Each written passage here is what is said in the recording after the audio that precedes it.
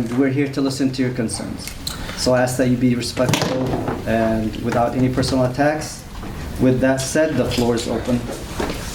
So I just want people at home to understand, and people that are in attendance, I was told that it is 3 minutes and I need to be more. And that goes to the email. Yeah, and that goes for the email as well. So I just want to give you guys a heads up. It will be a hard 3 minutes, and I apologize if I interrupt you. It's just that it's just what needs to be done because we all want to make sure that everybody gets a chance to speak. Okay, and I do have a couple of public comments that were sent to me through email, and I'm going to start off with Lynn Blasi. Hello, Mayor and Council, and know that when the 3 minutes are over, it's over, all right? I'm looking forward to the block party on April 18th and hope to see you there. I had the pleasure of working with the team on the grant applications, and I'm continually excited to see the project come to fruition in effort to reestablish our tree canopy in Hamtramck. I got a couple concerns about items on this evening's agenda. First, regarding Resolution 2026-52, when the first flock contract was brought to City Council on September 12, 2023, Resolution 2023-134, I was proud to stand with several Hamtramckans against the passing of the resolution, and further glad to see our councilmen vote to deny it. You can imagine my frustration when it was brought back to City Council on December 12th the same year and passed as Resolution 2023-182. While flock sounds like a good idea on the surface, the data and information from them is shared with agencies and private entities around the world. Flock is not openly transparent about these things for a reason. If the public knew who was accessing information about their movements, they would be outraged. I urge you, our elected officials, to look at the data. How often has Hamtramck accessed the flock data versus other entities? Who are those entities and where are they located? Especially as a community of immigrants in this day and age, it is a duty of our elected officials to ensure that every resident is protected and safe. By collecting this type of information of people going about their daily business in our city and making it available to others for any reason, you're putting our residents' safety at risk. More than doubling the flock budget, increasing surveillance area, and adding live feed capabilities is not the answer to safer Hamtramck for residents. On a related note, several people, including myself, have asked you this year to take actions to protect residents from ICE. Several neighboring communities, including Ann Arbor, Ypsilanti, Romulus, Southfield, East Lansing, Sterling Heights, have been working with our state-level elected officials to pass legislation protecting public spaces, schools, parks, city hall, etc. in their cities from ICE activity. We reinforce that a driver license ID may only be requested of the driver of a vehicle at a traffic stop, prohibit the wearing of masks by government officials intended to hide identity, etc. What are you doing to proactively protect us?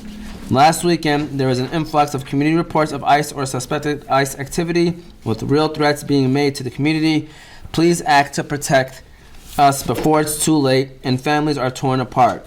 Children traumatized and our communities under attack by unchecked, racist, Islamophobic, government-appointed, parliamentary terrorists, ICE in parentheses.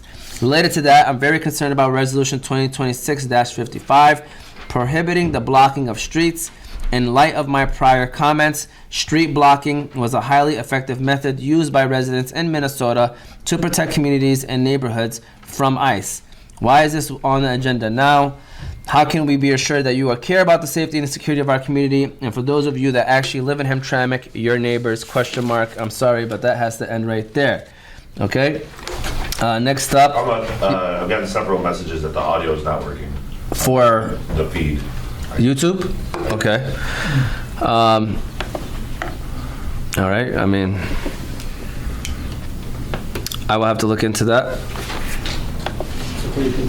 Take your time. We need the sound. Okay.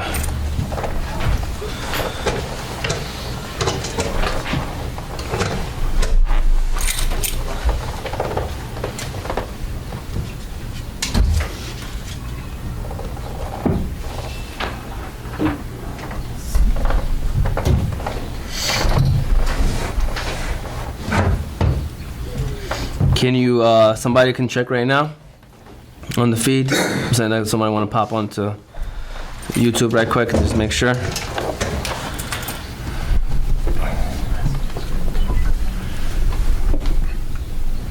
And do you want me to repeat the comment or do you want me to just leave that alone? Okay. Yeah, it's on now. Good? Yes. Thank goodness. All right. New audio, new camera system, all right? We want to make sure everything's good. Okay, next up we have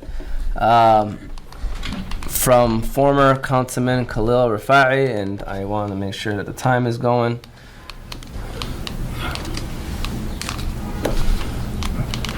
All right. So, Resolution 2026-45, adopting an official social media use and moderation policy. In my opinion, this policy is unnecessary. Residents have the right to express their views freely. During my time on council, we received many emails, in-person comments, and public remarks, some critical of elected officials. Our responsibility was simply to listen and, when appropriate, respond professionally. Freedom of expression is a fundamental right, and all of you understood this before taking office. New business. The Resolution 2026-51, School Resource Officers.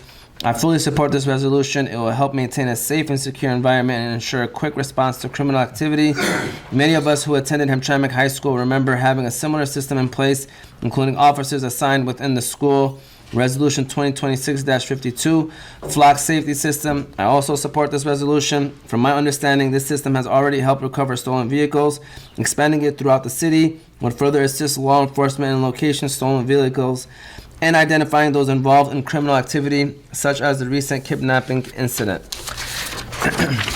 Resolution 2026-53, hiring of a city clerk. I strongly encourage the hiring of a qualified candidate with extensive experience who is prepared to serve as a diverse, multicultural community.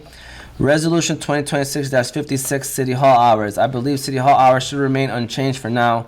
This issue involves more than a simple adjustment. For example, the courts share the same building and it is unclear whether they have been consulted. Additionally, union contracts and operational logistics must be considered. If changes are made, a schedule such as 8 a.m. to 5 o'clock p.m.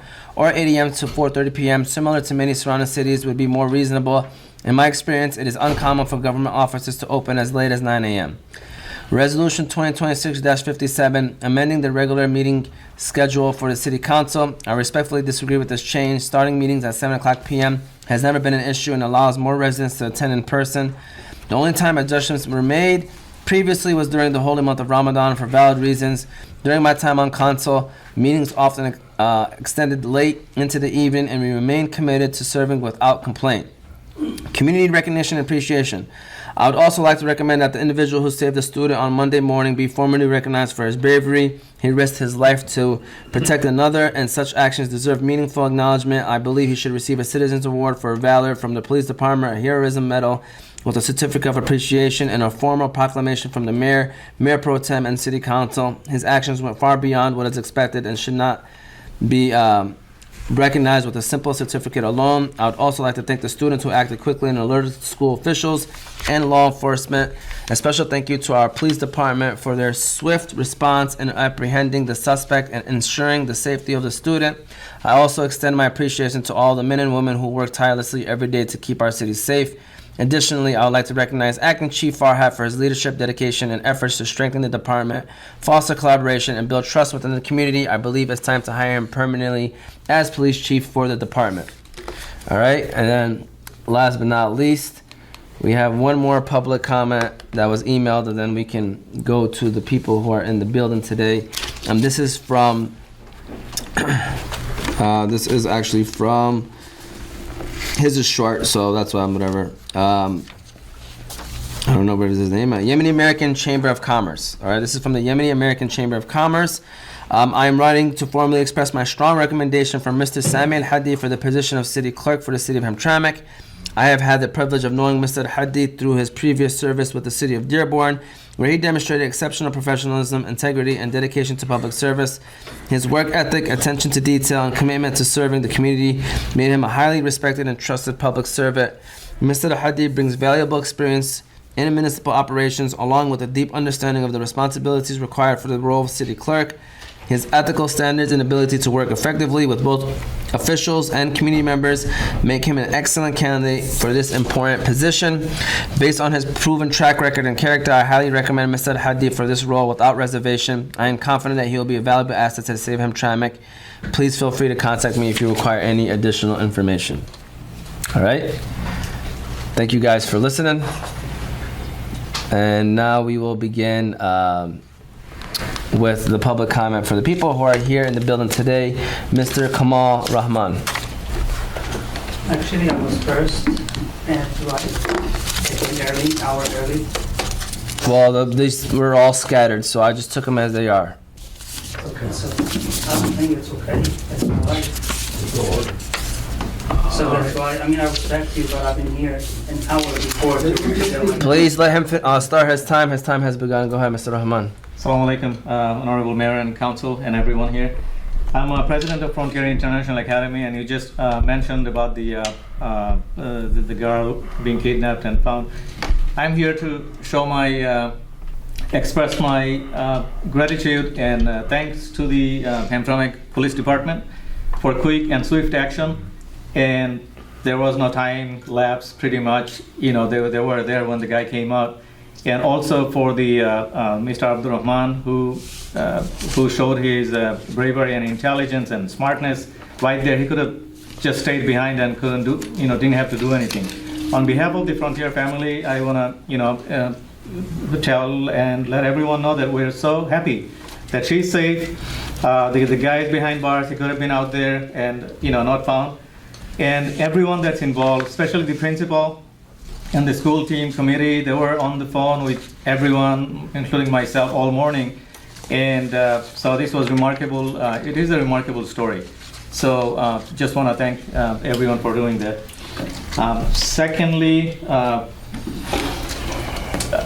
I'm also part of Wayne County. I'm a trustee for Wayne County Community College. As we are trying to bring more programs in Hamtramck, we're looking into different ways to introduce different programs, bringing it to the neighborhoods. As you know, Frontier International Academy offers dual early college dual classes, so that when they graduate from high school, they also graduate with an associate's degree. So we're trying to expand this program. We're going to talk to other schools in the area.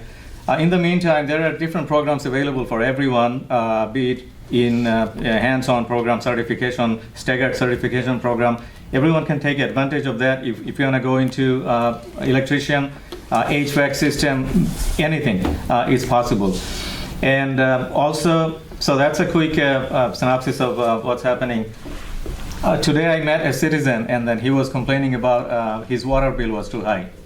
The reason I'm mentioning that is, yes, it is too high because, all the snow and everything on the parking lots at Hamtramck Square and American Axle, somebody pays for those cleanup. It goes through the sewer system, and DWST GLEWA has a meter, sewer meter, because I used to work for Detroit Water for 22 years.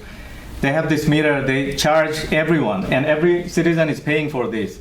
So I was the project manager for CM 2014 that separated the sewers and stormwater. And so if Hamtramck needs any help, I think that will save people $5 to $10, maybe upwards to $20 a month for their water bill. And then that cost can be distributed to the commercial lots that Sorry, Mr. Rahman, time is up. they're passing the cost on to customers. Thank you. You can ask for another minute. Would you like to move on? If I can finish my thoughts. Yeah. So what happens is that water, everyone is paying that water bill. And then sewer system, part of that cost is from that snow and all that rainwater that goes from different parking lots.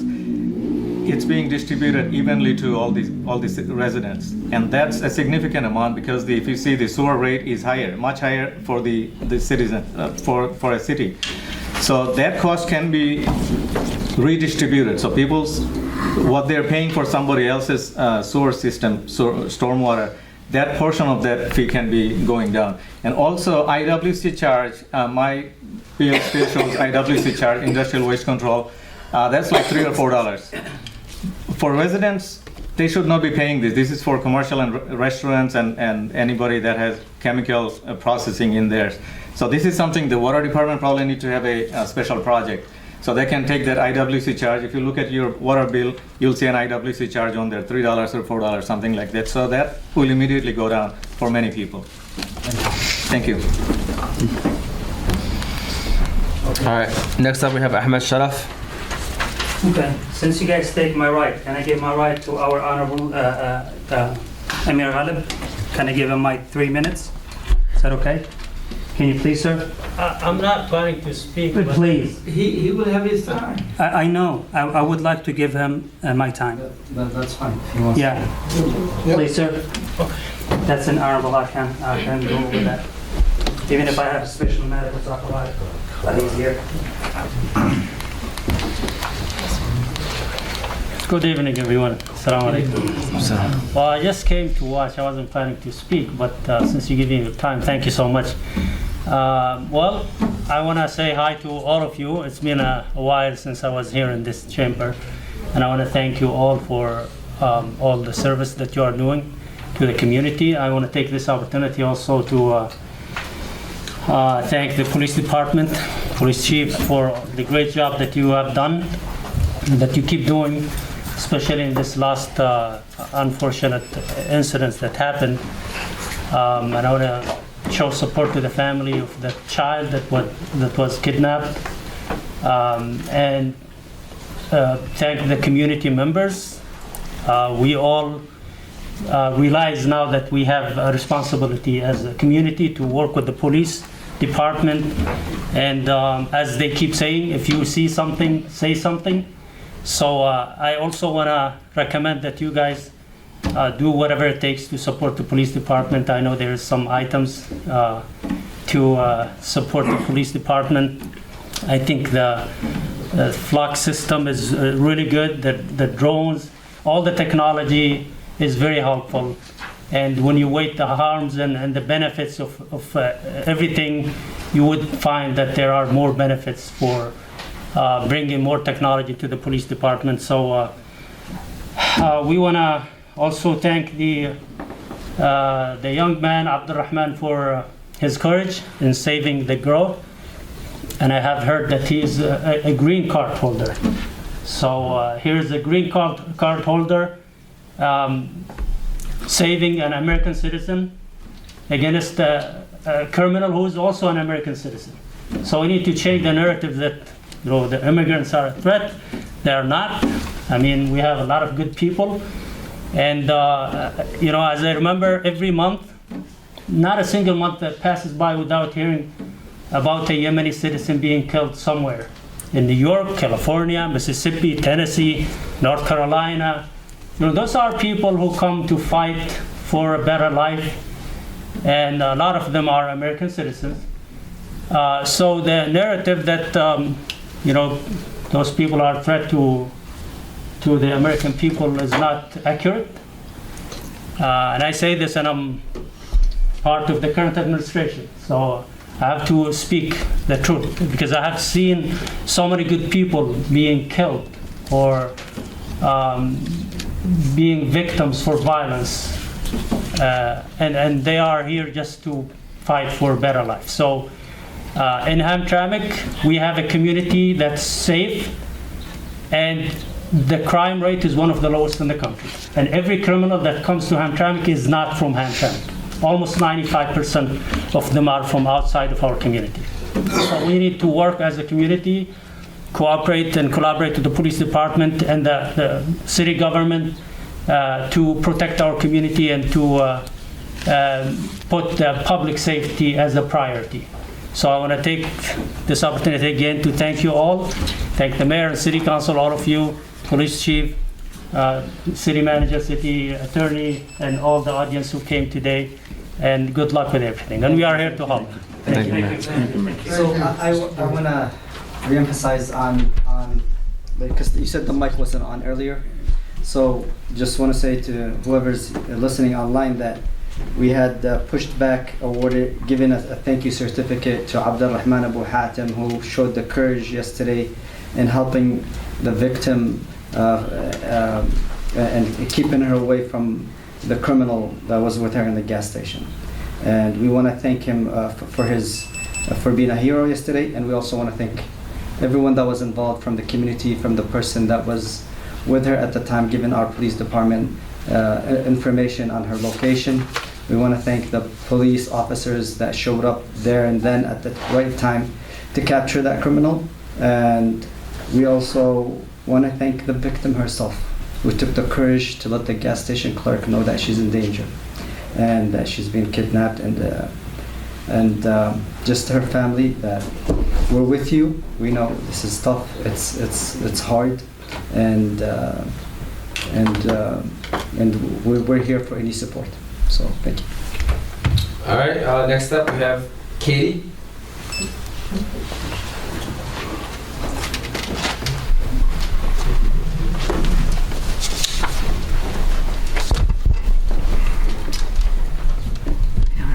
Closest. My name is Catherine Marie Burkowski-Zacek. I live on Trowbridge Street. My grandparents immigrated from Poland. My grandfather owned a small jewelry store where the CVS is today. So I have long ties to Hamtramck. I am a Roman Catholic woman priest. And I follow Jesus and I follow Pope Leo's work as he has been insistent to be peacemakers wherever we live and however we can participate in peacemaking. I come with the values of each one of us as a beloved son and daughter of God. And it is our community that must protect each other, as the incident that just happened, the horrific incident. I am worried about the use of the flock surveillance systems because I've seen 2 Humvees, and police Humvees. My son was in Iraq, captain of Army patrol, and a bomb blew up under an IED, and I spent 8 months at Walter Reed taking care of his colostomy. And I'm a chaplain and a priest, I'm not a nurse. So I know the violence that can be put upon countries and communities. So I stand against the use of more flock, and I think other people are going to talk about data. So I want to protect each one, each generation, the seniors, the parents, the children, the babies. I want to be part of you and all of us as we help protect and secure our community.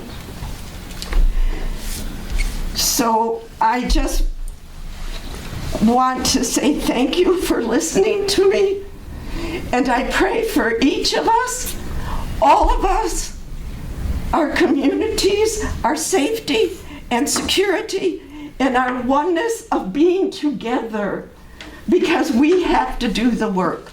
No one else will. Thank you, and God bless everyone. Thank you. You're in my grace.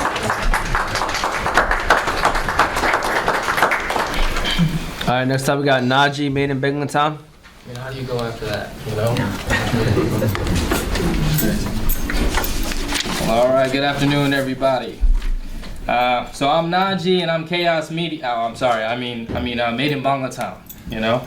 Tonight I want to talk about something serious. Okay. So safety. First things first, Chief. I want to say that I love everything that you're doing. Okay. I gotta get that out first. But now I love what you're doing. I don't love flock. Okay. So the proposed expansion of flock cameras in our city. To be clear, I support public safety. We all do. Right? But safety without trust is not safety. Right now, you are asking this city to double down on surveillance. More cameras, more data, more tracking. So I have to ask, have you really done your homework? So because other cities have, and some of them are now walking away from the flock cameras. So right here in Michigan, the city of Ferndale ended their partnership with Flock after community concerns about privacy and data use. That should raise a red flag to you guys, okay? Across the country, cities are now pausing, canceling, or reevaluating these systems because of concerns of data sharing, privacy, and misuse. There have been cases where license plate cameras led to wrongful stops and arrests due to errors in the system. So that's a risk, right? So here's a real issue, okay? This system doesn't just capture license plates, it tracks movement, it builds patterns. It creates a record where people go, when they go, and how often. So my question to you is very simple, guys. Can you say right now with certainty who has access to this data? How is it being used? And how will it not be misused? Because if you can't answer these questions clearly, then why are we investing more of our money into this? And let's go even deeper, all right? In some places, cities have had to limit or shut down data sharing features after public backlash because residents were not comfortable with how far the data could reach. What other agencies could reach this data? Like ICE.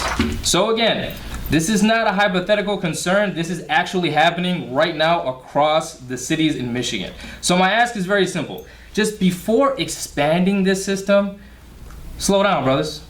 Bring full transparency to residents, answer these questions clearly, and explore other solutions to public safety that don't come at a cost of privacy.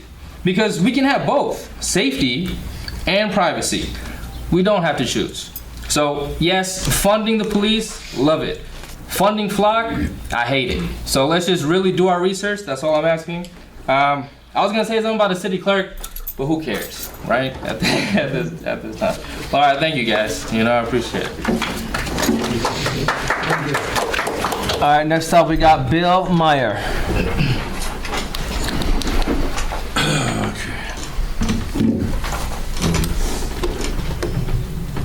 Hello, Mayor, Council. Bill Meyer from Trowbridge Street, veteran council meeting attendee. I've been here for a few meetings, so I wanted to give my personal welcome to our new city manager, Adele Adlani, that I have to learn to say correctly. Adele, thank you so much for taking the job, which most people would fear. I'd like to also add the praise to our city police department, police chief, and the community that helped solve that crime, especially to the young students who were right on the ball with their technology, helping with their iPhones. You know, this shows the power of community working together. This is what we have here. We have small, and we can get so much done when we work together. We know that. Adults actually should learn from their kids how to use geolocation and AI and social media to the benefit of each other. Actually, you know, like you can use your phone, you can have find my phone, you can have find the kidnapper, you can do all that sort of stuff. I mean, it's all available with technology.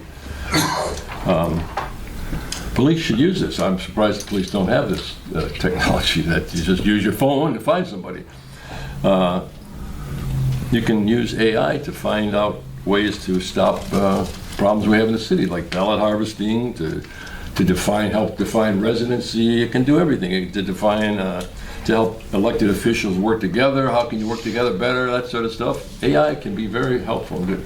Technology can be used for good, and then it can be used for bad, which some of us are worried about Flock. Yes, but the technology is not bad. It's the way you use it. Televisions are a good media, but there's some bad stuff on television and there's some good stuff on television. So let's not condemn the media or technology. I would like to say that the recent social media exchanges that were insulting to many people between a council member and a former city clerk, that was uncalled for, and that type of personal attacks and insults are not going to help bring the community together at all. I happen to know these two people, and I personally find them warm and hospitable people. Rana was doing a tremendous job as city clerk, and she was very, very efficient in her job. I'm sure there's other issues dealt with, but I appreciate the way she did the job and worked with the community. And also our council member, Naeem, who is also a committed, compassionate person, a giving person, a loving person. I think these people shouldn't be portrayed negatively at all. We have to find ways to get past this stuff. Okay, can I get one more minute? Yeah, go ahead. Okay, so I wanted to thank you for finally getting the elevator fixed in the building. That's going to be good because I'm getting old and it's getting a little harder every year to walk up the elevator, up the steps. I also want to thank Omar for working on a sound system here, or at least on the picture. Look how beautiful the picture is. Well, that's great. High def. Okay. It's not the picture, it's you, Bill. Yes, it's amazing. Now, I think we can all hear each other too. I don't know, is the speaker on? But I could hear everybody talk back there, so I think that's working good too. Shout out to our IT guy in the back. That's actually Oh, Brandon. there he All is. Brandon. Okay. Yeah. Kudos to the IT guy. All right, so this is all working together, folks. We got to always put this in front of everything. All our differences have to be overlooked. You know, we're in a tough state, and I want to thank Greg Kirchner once again for filming these council meetings, which is a thankless job. And I know he's not getting paid much or anything, but this is a great job. He does it for the community. We're doing things for each other, and this is all positive stuff. But we're in a tough state in the world, as we all know. And I just found out that for the first time in our country, the first time in U.S. history, that college graduates are working less than high school graduates. I mean, it's the first time in our history. The economy is sinking, folks. Bill, I'm sorry. And there's wars in the world that we have to overcome, and I'll cover that later in part 2. Thank you. All right, next up we have Seth A. I don't want to fix that one up, I'm sorry. Thanks. My name is Seth Archambault. This is my first time at this, and so thanks for having me. Thanks for allowing me to speak. I've been here for 8 years on Poland Street, and yeah, when I saw the agenda about Flock, it brought me out. I guess people have made really tremendous, great statements about how I feel about Flock, the data concerns, just the concerns for how it actually threatens our communities right now. And this week we've really seen, what people have been talking about is just thank you to everyone in the community who made yesterday not be a disaster.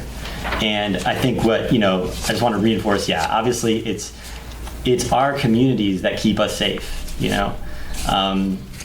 Technology, I'm a software engineer, so I use technology. I think it can be wielded very powerfully. And there was a really great example. When kids use it to find their friend who's been kidnapped, that's an excellent use of technology. And what's great about that is the ownership is in the friend's hand. They have control over that. The thing I really don't like about Flock is a surveillance system that we do not have control over. No one in this room has control over it. And across the country, even if individual towns wished that they could ensure that it could be used only for good things, they could not. So ICE has used people's, cities' Flock data to do harm on its community. And that's something that I think we really need to get out ahead of, because it would be really terrible to see something that the city spends money on, something that we're spending our tax dollars on, go to really hurting people in a way that, any benefits that you could put to that could never balance out. So that's really what I wanted to say. I hope that someday I'm able to walk in here and see an agenda item that's about, let's talk about canceling Flock, and I certainly hope that today you please don't expand it. So thank you. Next up, we have Artez Mitchell. Just a quick comment that we had. Oh, okay. There were several residents that talked about Flock, so we'll get to that. Have maybe the chief of police address that when we get to that resolution. Artez Mitchell? Is it Anthea Mitchell? I'm sorry, Anthea Mitchell? If it's A-N-T-H, that's me. Okay, yeah, I it just is. don't want to steal someone else's I time. see an R, I thought it was a Z, I'm sorry, I apologize. It's my handwriting and the name. It's my fault, I apologize. You're totally fine. Hi, my name is Anthea Mitchell. I'm a resident. I live over on Mead Street in Bangalatown, and I am, much like many of the other folks here today, I was drawn out because of the Flock camera resolution. And so my concerns are kind of in a similar vein. I'm a data analyst by trade. That's what I do in my day job. And in general, when you're talking about data, you want to look at the good it can do, you want to look at the bad it can do, and that should all be part of like the decision making. And just to read like a quote from an investigation into Flock data use. Flock left live streams and administrator control panels for at least 60 of its AI-enabled Condor cameras around the country, exposed to open internet, where anyone could watch them, download 30 days worth of video archive, and change settings, see log files, and run diagnostics. And so I think there would probably be pushback from Flock and like the people who sell Flock on like how that's changed, or why that can or can't happen now, or what situations that would happen in. But I would say I am generally distrustful of an organization where that has happened. And I would say when we talk about a child who was targeted for kidnapping in our community, I would say I have concerns about the idea that someone could access camera footage of children walking to and from school, watch patterns of how people move, have a more effective ability to target kids, have a more effective ability to target community members, and I would expand that to ICE's presence, especially at a time where ICE is arresting people purely on the motive that, they weren't speaking English. That is an acceptable motive that's being used by ICE. Whether or not someone has citizenship, a green card, much like the individual who intervened in that case, a member of our community, these would all be reasons that ICE would intervene, and it's a reason that I'm distrustful of how that data is shared. Thank you very much for your time. Jordy?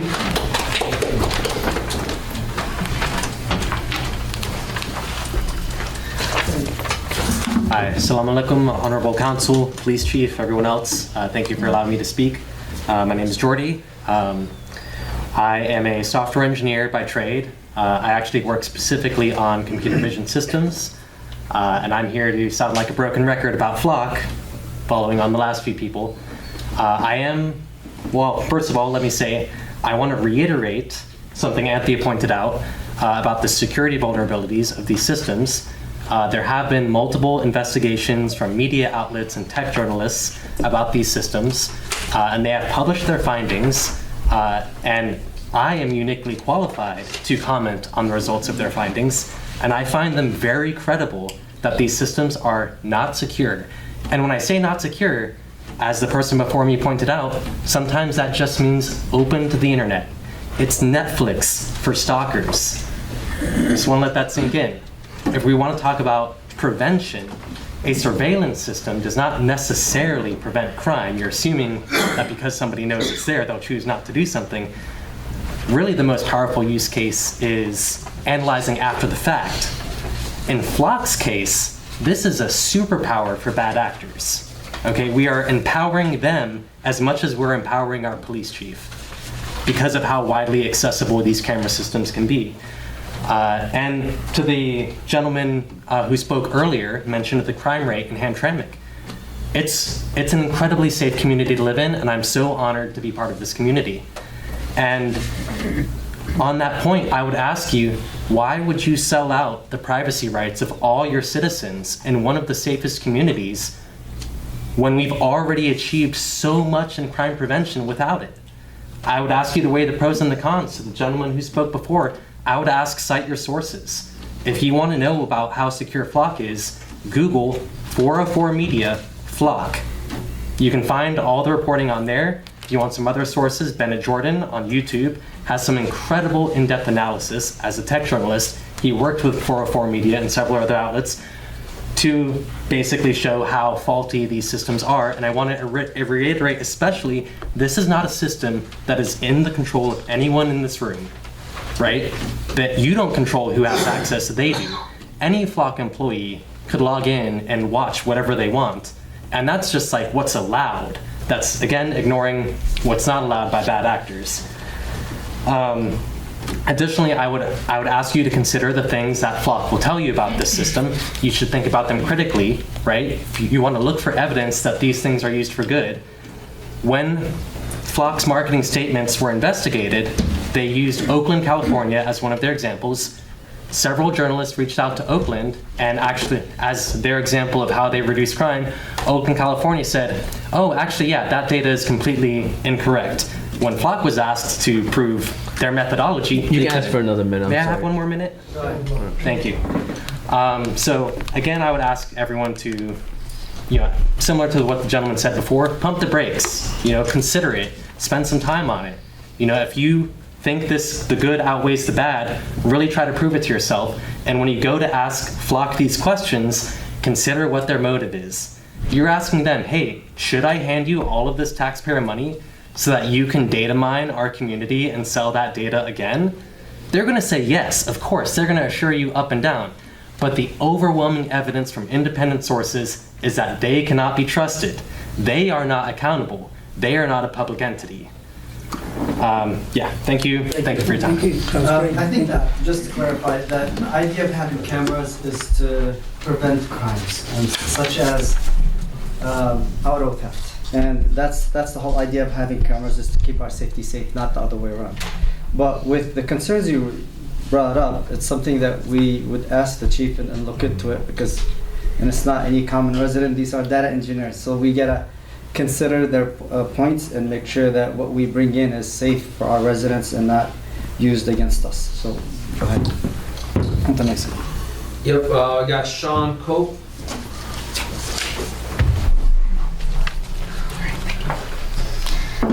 Mayor, Council, thanks for giving me the opportunity to speak. Coincidentally, I also work for a data organization, and I'm here to talk about my opposition to the resolution for flock cameras, increasing them, but even their presence at all in our city.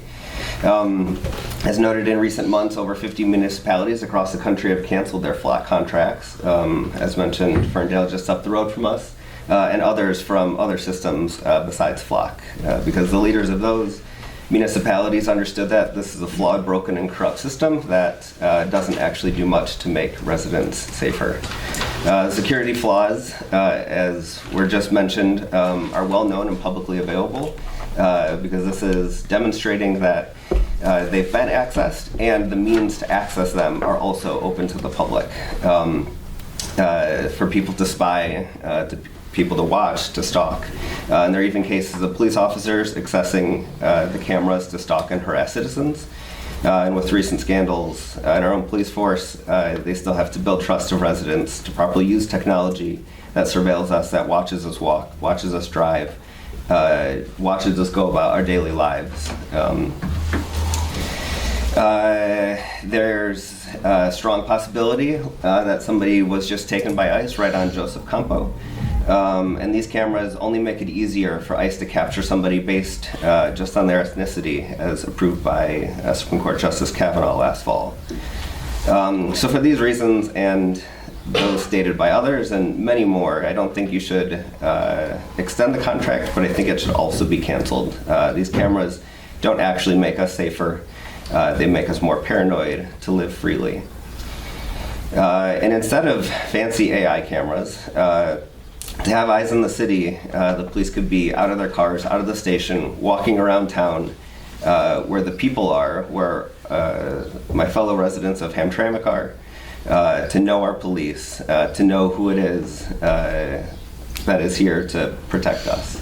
They could be on bikes, moving through town, experiencing firsthand what those of us who walk and bike around here have to deal with inconsiderate drivers. The drivers in this town are the biggest threat to my safety. And $95,000 could buy some really nice bikes instead of spy cameras. The budget of our town is small, so please use it to improve our lives, not to spy on us, and to make it easier for ICE to kidnap my neighbors. Thank you. Thank you. Corey Hall.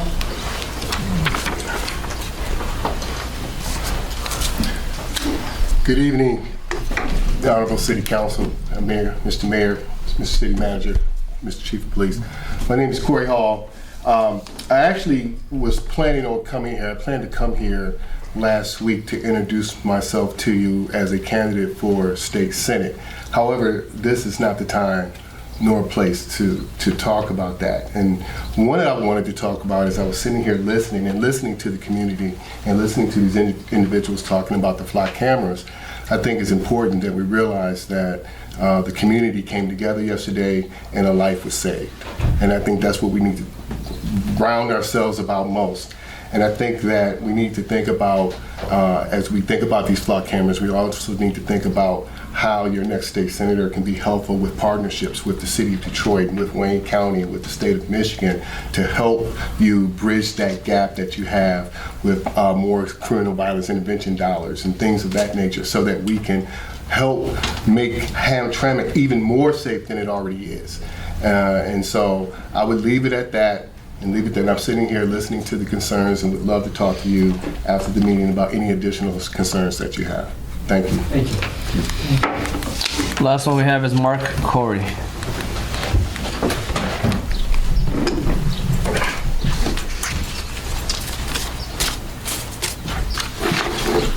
Thank you very much. I've heard some of the commentary by people who have had more serious eye on the technical aspect of flock and these data systems, and I do appreciate those commentaries. I just want to add my own personal observations regarding flock and some of these other surveillance type systems that are being used by cities. First of all, the one thing I've heard, the common thread all tonight was security. Who's going to get these things? Will ICE be allowed to get them? Will state police, the FBI? Who's going to get these? Secondly, who could have access who may not be even intended to get access? I'll give you guys an example. Recently, the 40 top leaders of Iran were killed in 1 minute by the Israeli government in one strike. And you know what the Israeli government said how we did it? We did it through surveillance cameras. We hacked surveillance cameras in Tehran so we knew the movements of all of Iran's leaders. They hacked those systems and were able to use it to kill the leaders, which is the first time in world history that civilian leaders were killed at the same time by a foreign government. So what I'm thinking is, who can access information, who can misuse it, can be used for a lot of improper purposes. I can tell you one case I had involved in the city of Hamtramck. It was a different type of situation, but it was with the lien system, where people who had not even city employees were accessing lien, running people's plates, and then calling the dispatch to ticket these people. And it was not proper to do that. It was against policy, it was against state law, federal law, and it happened over a period of time. Several people came before this city council to complain of that. One was Kathy Gordon, I remember. I had a client in Omar Wasso. We had sued the city after that happened.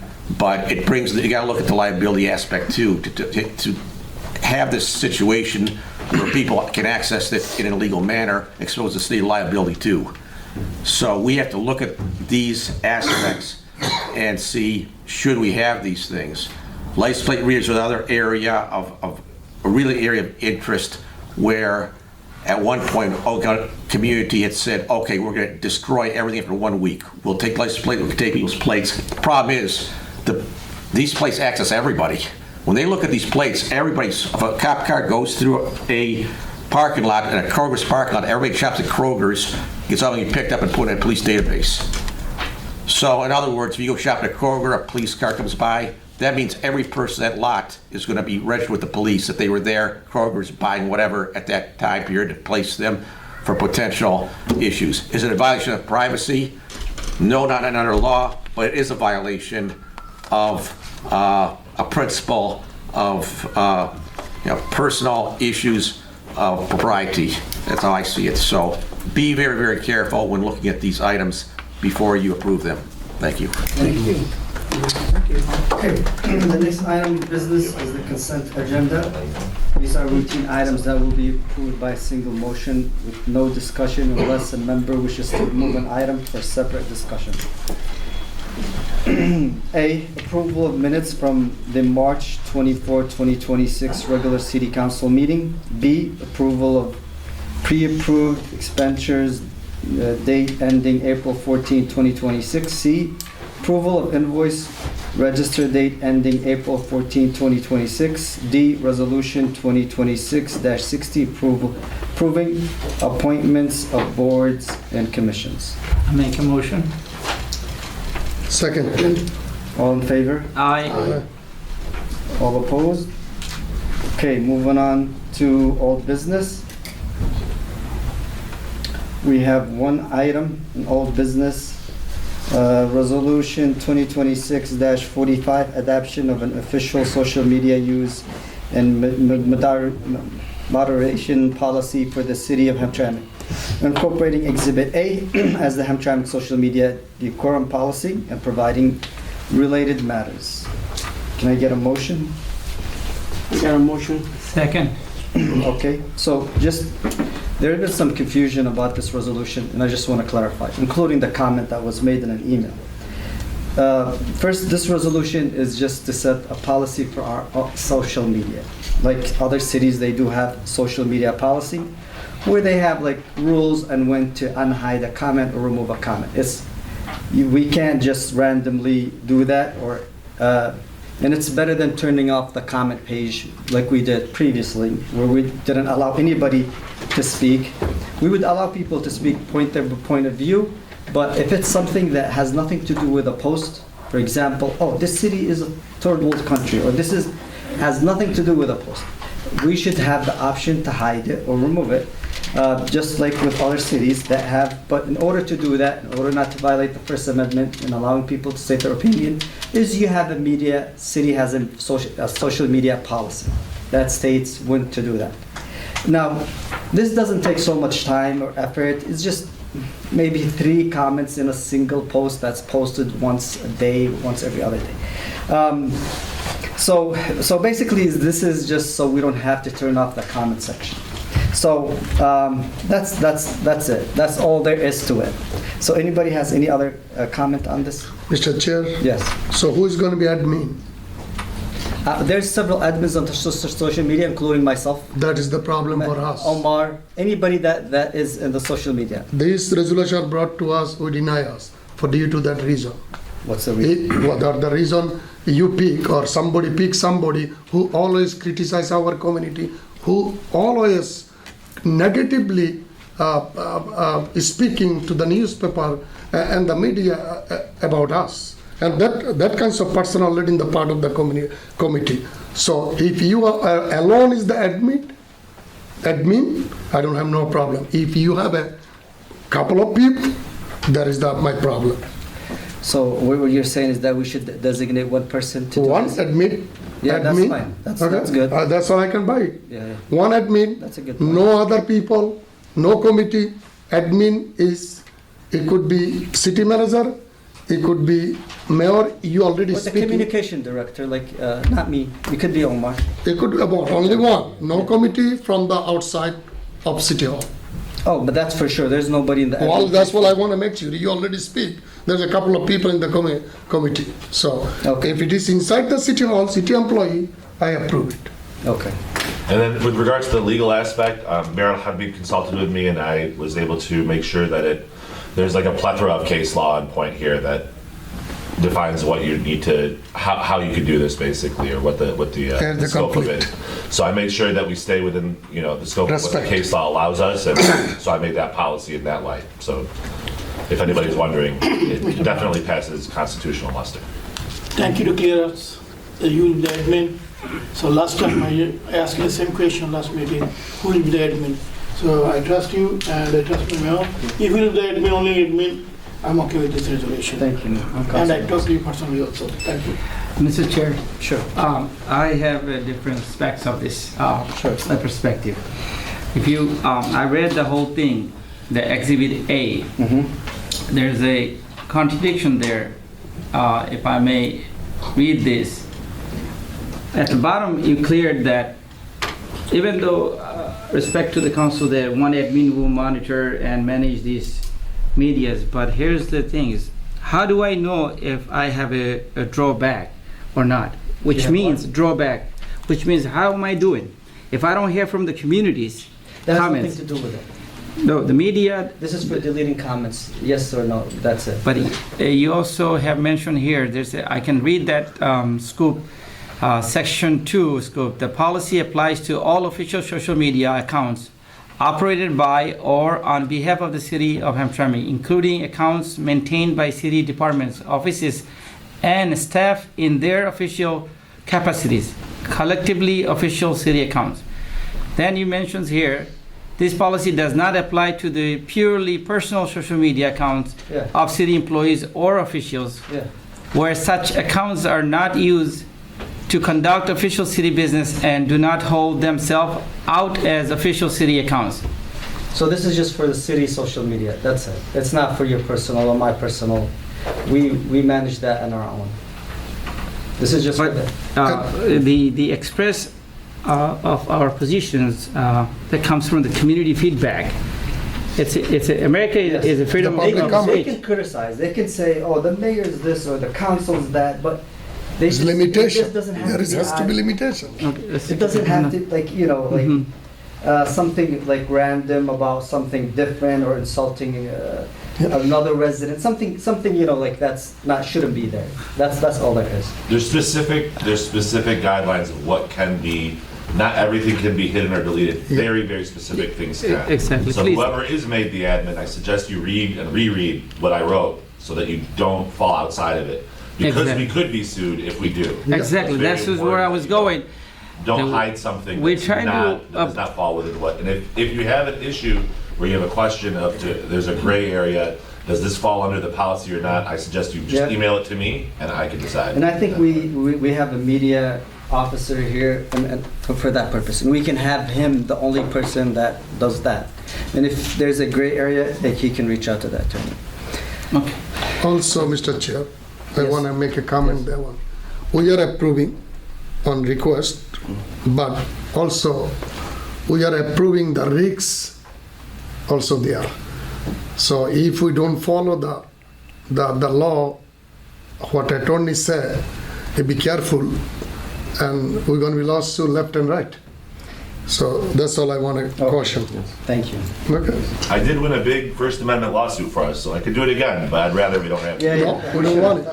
So it'll be clear, and we That's want why, that is the reason, Mr. Mayor, is it worth it to do so, opening a door to the people, public, to do a lawsuit? We would or, only be removing the obvious. you know, not. It's like, you know, freedom of speech and it's. Okay, let's try it. If it didn't work out, we're gonna delete it. I tell you, I don't know if you guys read the whole thing. There's so many things that is written there. It contradicts. It's like confusing, but it's okay. I'm just saying this to the public because I represent the community and the public. But I'm okay with this deleting some of this content. No, this is. But I just make sure we are following the rules and laws that we are adopting. Okay. Thank you. Anybody else has anything? But he's right. Please make sure you follow the rules. That's it. As long as you can. That's it. Yep. Thank you, Councilman. Can you call the roll? All right, Councilman Sadman. I'll abstain. Councilman Al-Samiri. For myself, I don't like the social media. I'm gonna say no. Councilman Hassan. No. Councilman Saeed. Yes. Councilman Musa. Yes. Councilman Chowdhury. Yes.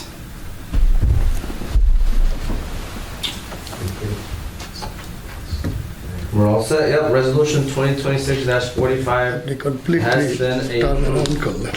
Okay, thank you. Moving on to new business. Resolution A, Resolution 2026-46, approving the fiscal year 2024 state and local cybersecurity grant program award. Get a motion? I got a motion. Second. Good evening, everyone. I'm going to keep this pretty brief. The Michigan State Police Emergency Management and Homeland Security Division has awarded the City of Hamtramck $270,887 in federal grant funds under the fiscal year 2024 state and local cybersecurity grant program. This funding is going to support the implementation of advanced backup solutions for the city to support systems to improve security, protect sensitive data, and reduce our cyber risk. Since the program is federally funded through FEMA and administered by the state of Michigan, there is no local cost share for us at all, and the state is providing the 20% match on behalf of all sub-recipients. So there is no budget impact whatsoever, and this is just a big win for us. No general fund dollars or local match are required. So at the recommendation of the IT department and administration, We ask that council approves this attached resolution and accepts this grant. Offer. Second. I think it's been offered. Yeah, it's already. Okay. Okay. Seconded by me and was. Okay, so we just need to call the roll. Does anybody has anything else to discuss? Okay, I'm going to call the roll. All right, Councilman Elsmeri. Yes. Councilman Saeed. Yes. Councilman Hassan. Yes. Councilman Sadman. Yes. Councilman Musa. Yes. Councilman Chaudhry. Yes. Resolution 2026-46 has been approved. Okay. B, Resolution 2026-47, approving award for the 2026 Joint Sealing Program, construction contract to Hutch Paving. I'll make a motion. Second. Good afternoon, Mayor, Council. So we put out to bid to have joint sealing done on, we had 17 roads. We received 3 bids back. Hutch Paving was the lowest bid at $86,400. So requesting with a 10% contingency to award them the contract at $95,040.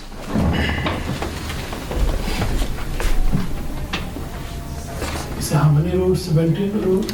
It's 17 streets, so it's all the streets that have been resurfaced from about 2020 to, I think the last resurfacing was done in 2024. So it's just the joint sealing where cracks start to form. You want to do that at least every 2 years, because as water gets down there, water will get down during winter months. It freezes, which expands it and opens those cracks up wider, which then starts to deteriorate the road. So it's a maintenance program that we need to do.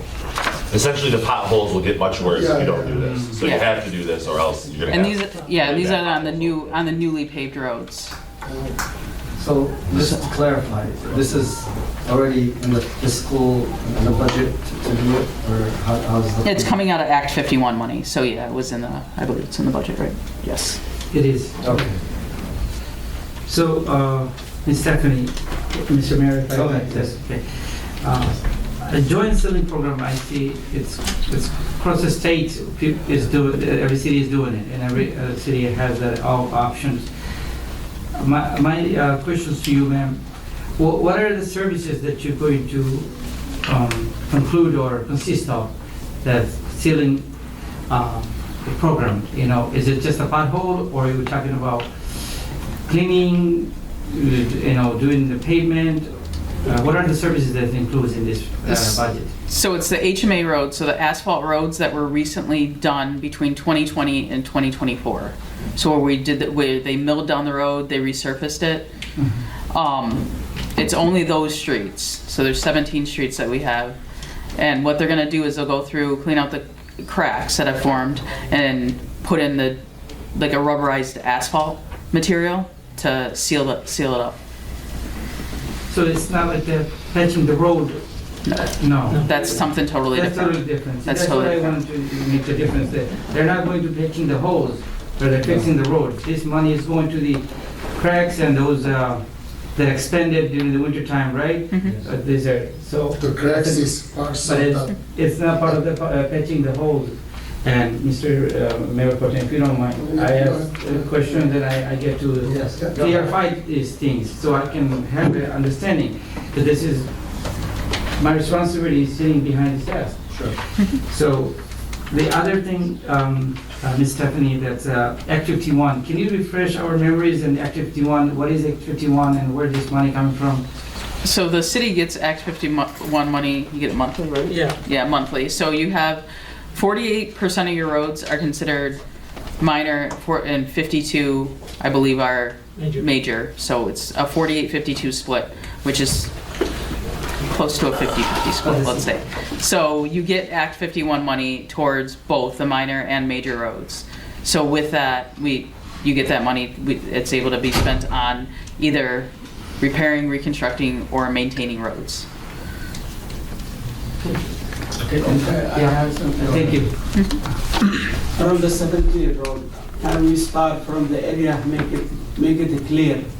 Start from the Holbrook South, the whole area from Conan to Lumberton. Holbrook South.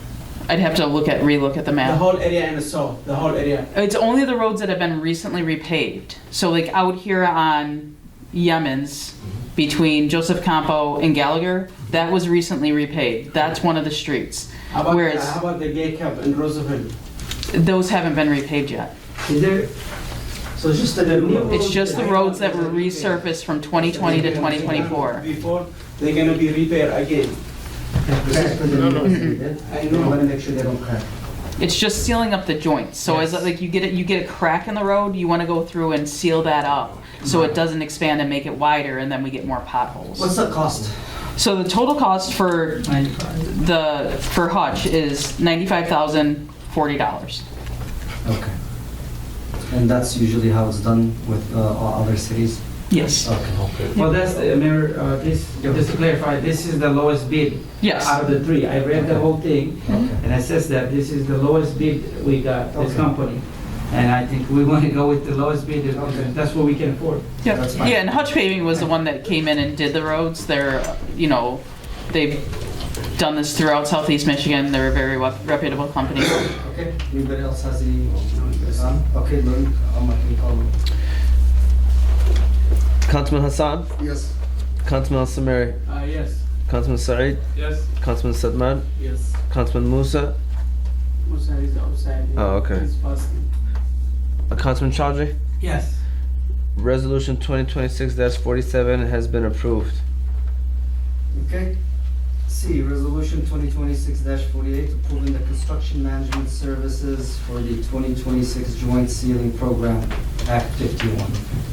So this is for, Let me get a We motion. need I'm a sorry. motion to, I got a can I motion. make a motion again? Second. Okay. okay, sorry about that. So this is for Hennessy Engineers to do the construction management, overseeing Hutch Paving, making sure that we have an inspector on site, processing the pay-ups, all of that normal stuff that we usually do. So the total for that is $6,912, not to exceed. Okay, anybody has anything?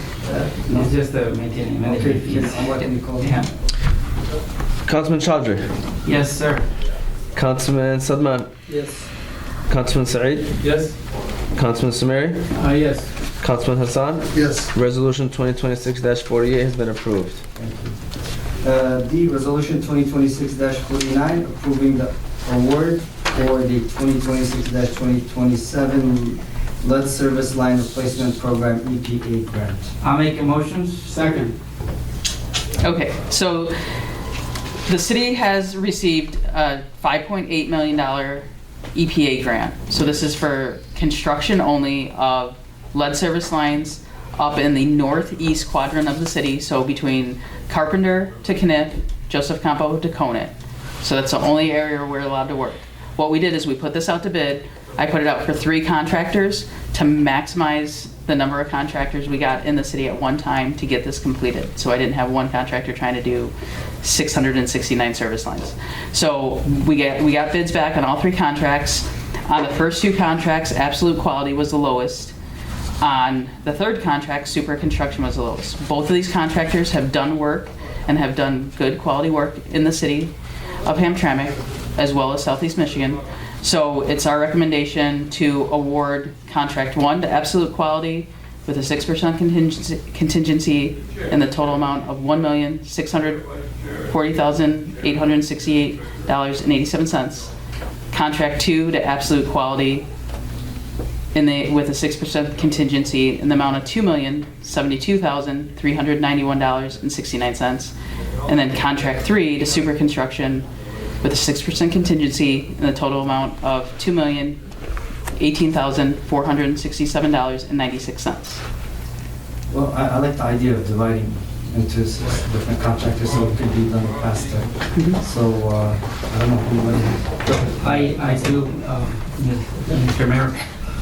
Well, I just wanted to clarify and to tell the folks of Hamtramck this construction management fees is coming out of the, will be funded through city's water and sewer. That's the next resolution. It is? We're just awarding the contract for the, just to the contract right now. So I had opened, this is another one. There's the environmental EPA, right, grant? This budget impact though, right? This is grant fund. It's a 5.8. grant fund, sorry. Yep. Okay, that was, I was already had these things. So, yeah, it's grant funded. I have no questions. That's good. As long as the budget is not impacted. That's my concern. I'm So sorry. this, I just want to reiterate that we checked, double checked, and triple checked to make sure that we couldn't, that it was only for construction. So that's the only thing we can do with this grant money. We can't use it for. Okay. Yes. Councilman. Mr. Chair, so I have a question, like, so contract 1 and 2 are given to the only one contractor or it's two? It's to one contractor. So what I did put in the bid is make sure if you bid on multiple contracts that you can sit there and that means having 2 crews in there or whatnot. So, and they verified that they could. So it is going, you know, I wanted to see 3 contractors in here was my goal.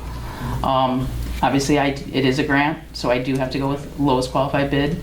How do you verify that the contractor with 2 projects is We'll have making 2 sure separate that crews. they're doing the 2 projects at the same time? We talked to them and everything. So, but there is a date that they have to be done by. Okay. So if they have one, you know, If they go beyond the deadline? there is. Because we've seen projects where they stay a while, you know? No, I know. So yep, we'll be on them to make sure it gets done in time. What's the number of service line to be replaced by contract number 1 out of this is 169? I'm sorry. For contract number 1, how many were on contract number 1? lines? I don't have that written down in front of me. They ranged anywhere from like 170 to 200 and something per contract. So it's a total of 669. I don't remember each contract. Okay. So, okay, let's come back. You call, unless anybody else has any. Go ahead. All right, Councilman Musa. I don't know that unfortunately I would stay. Okay. Grandma, okay. Yeah. Yes. It's free. You said yes? Yes. All right, Councilman Sadman? Yes. Councilman Chowdhury? Yes, sir. Councilman Saeed? Yes. Councilman Al-Samari? Yes. Councilman Hassan? Yes. Resolution 2026-49 has been approved. Okay. Resolution 2026-50, approving construction management services for the 2026-27, that's service line replacement program, EPA grant. Motion. Okay, motion first, second.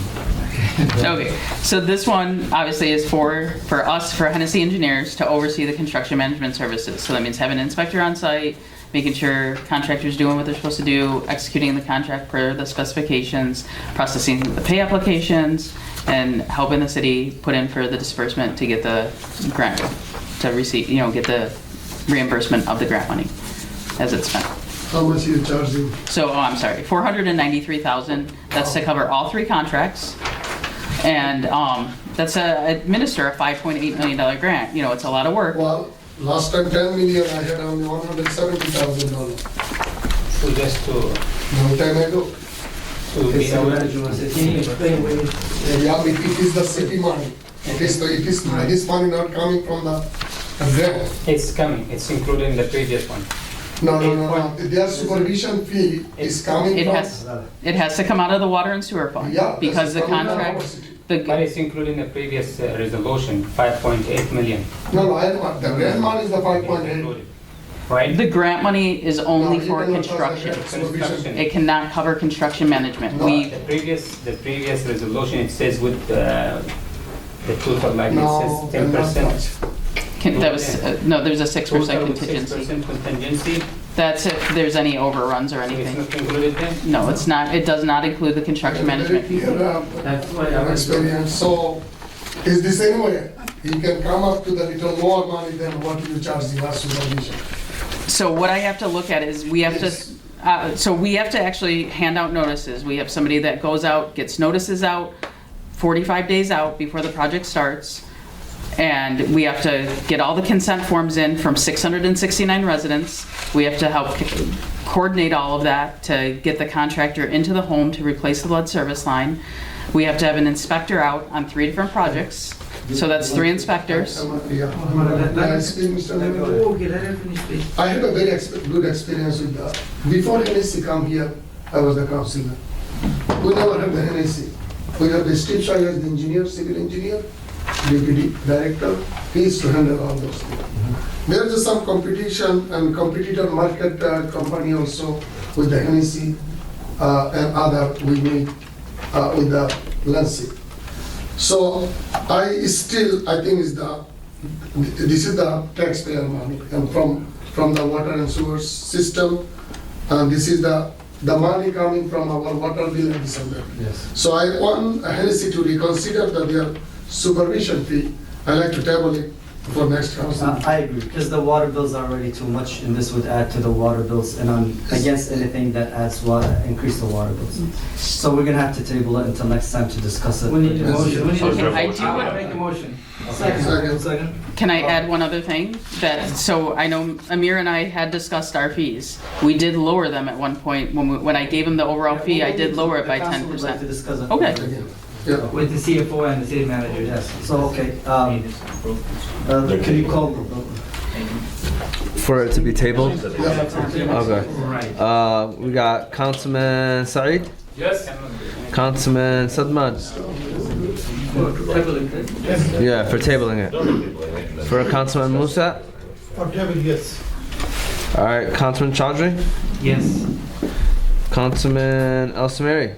Yes. And Councilman Hassan? Yes. Resolution 2026-50 has been tabled.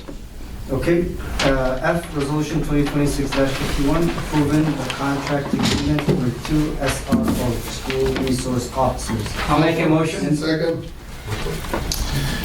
Good evening, Honorable Mayor. Good evening, Councilman. Good evening, City Attorney, City Manager, our former City Mayor. Good evening, everybody. This agenda item, we're requesting the Honorable Council to approve a contract between the Hamtramck Police Department and the Hamtramck Public Schools to assign 2 school resource officers to work with our 8 public schools in Hamtramck that serves over 3,000 students. The 2 officers one will be totally funded by the Hamtramck Public Schools, while the other officer will be funded by the Hamtramck Police Department. This is a very important position. I have been in law enforcement for 31 years, and I don't know any single jurisdiction that does not have school resource officers. We used to have them before. They used to call their officers. They transitioned to school resource officers.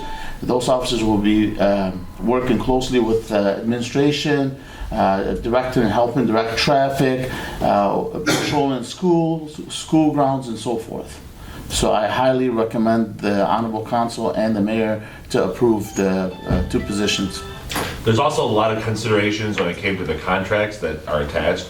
I wrote the contracts, I made sure that the city's protected in any event, and to make sure that, no liability can befall us unless it's definitely a wrong. Go ahead. Go ahead, Councilman. Mr. Chair, so thank you, Chief, for addressing this. It is a good idea, but at the same time, I'm looking at the budget impacts. I see the $100,000 will be coming from the public school, and $100,000 will be covered from the city of Hamtramck residents. That, keep in mind, our budget limitations, we are already in deficit 1.3 million, and adding more expenditure to this budget is a concern. However, I understand how important the student safety is. No doubt about that. I have 4 kids, they go to school here. And Amir, take care of that, it's important. But the budget, we need to keep it in mind, the impacting the budget. Can we have our officer working for the Hamtramck Police School, Hamtramck Public School, but not having the city pay for it? Have the public school take care of it. Our officer can go, or we can compensate their health insurance or whatnot, but giving the $100,000 from the budget is a concern. That's all. Can you address how this impacts our budget? Well, as mentioned in the resolution, the requirement is, and it's a state requirement, that every school needs to have SROs. The school district and the city police department, we sat down with the school district and their superintendent and the president, and we hashed out the agreement based on which they are saying they're going to pay for one officer and we will have to pay for another officer. Yeah, that we So that amount has been kept from our part in the next upcoming budget. Okay, so we have the budget for that. So I have included it in the next year's budget. Are we in deficit? Yes, like, you know, you mentioned, we are going to have a deficit because we don't have the jail money. Yeah, in that regard, I know I've said it before, but we're coming to it. I've been putting pressure on them to respond.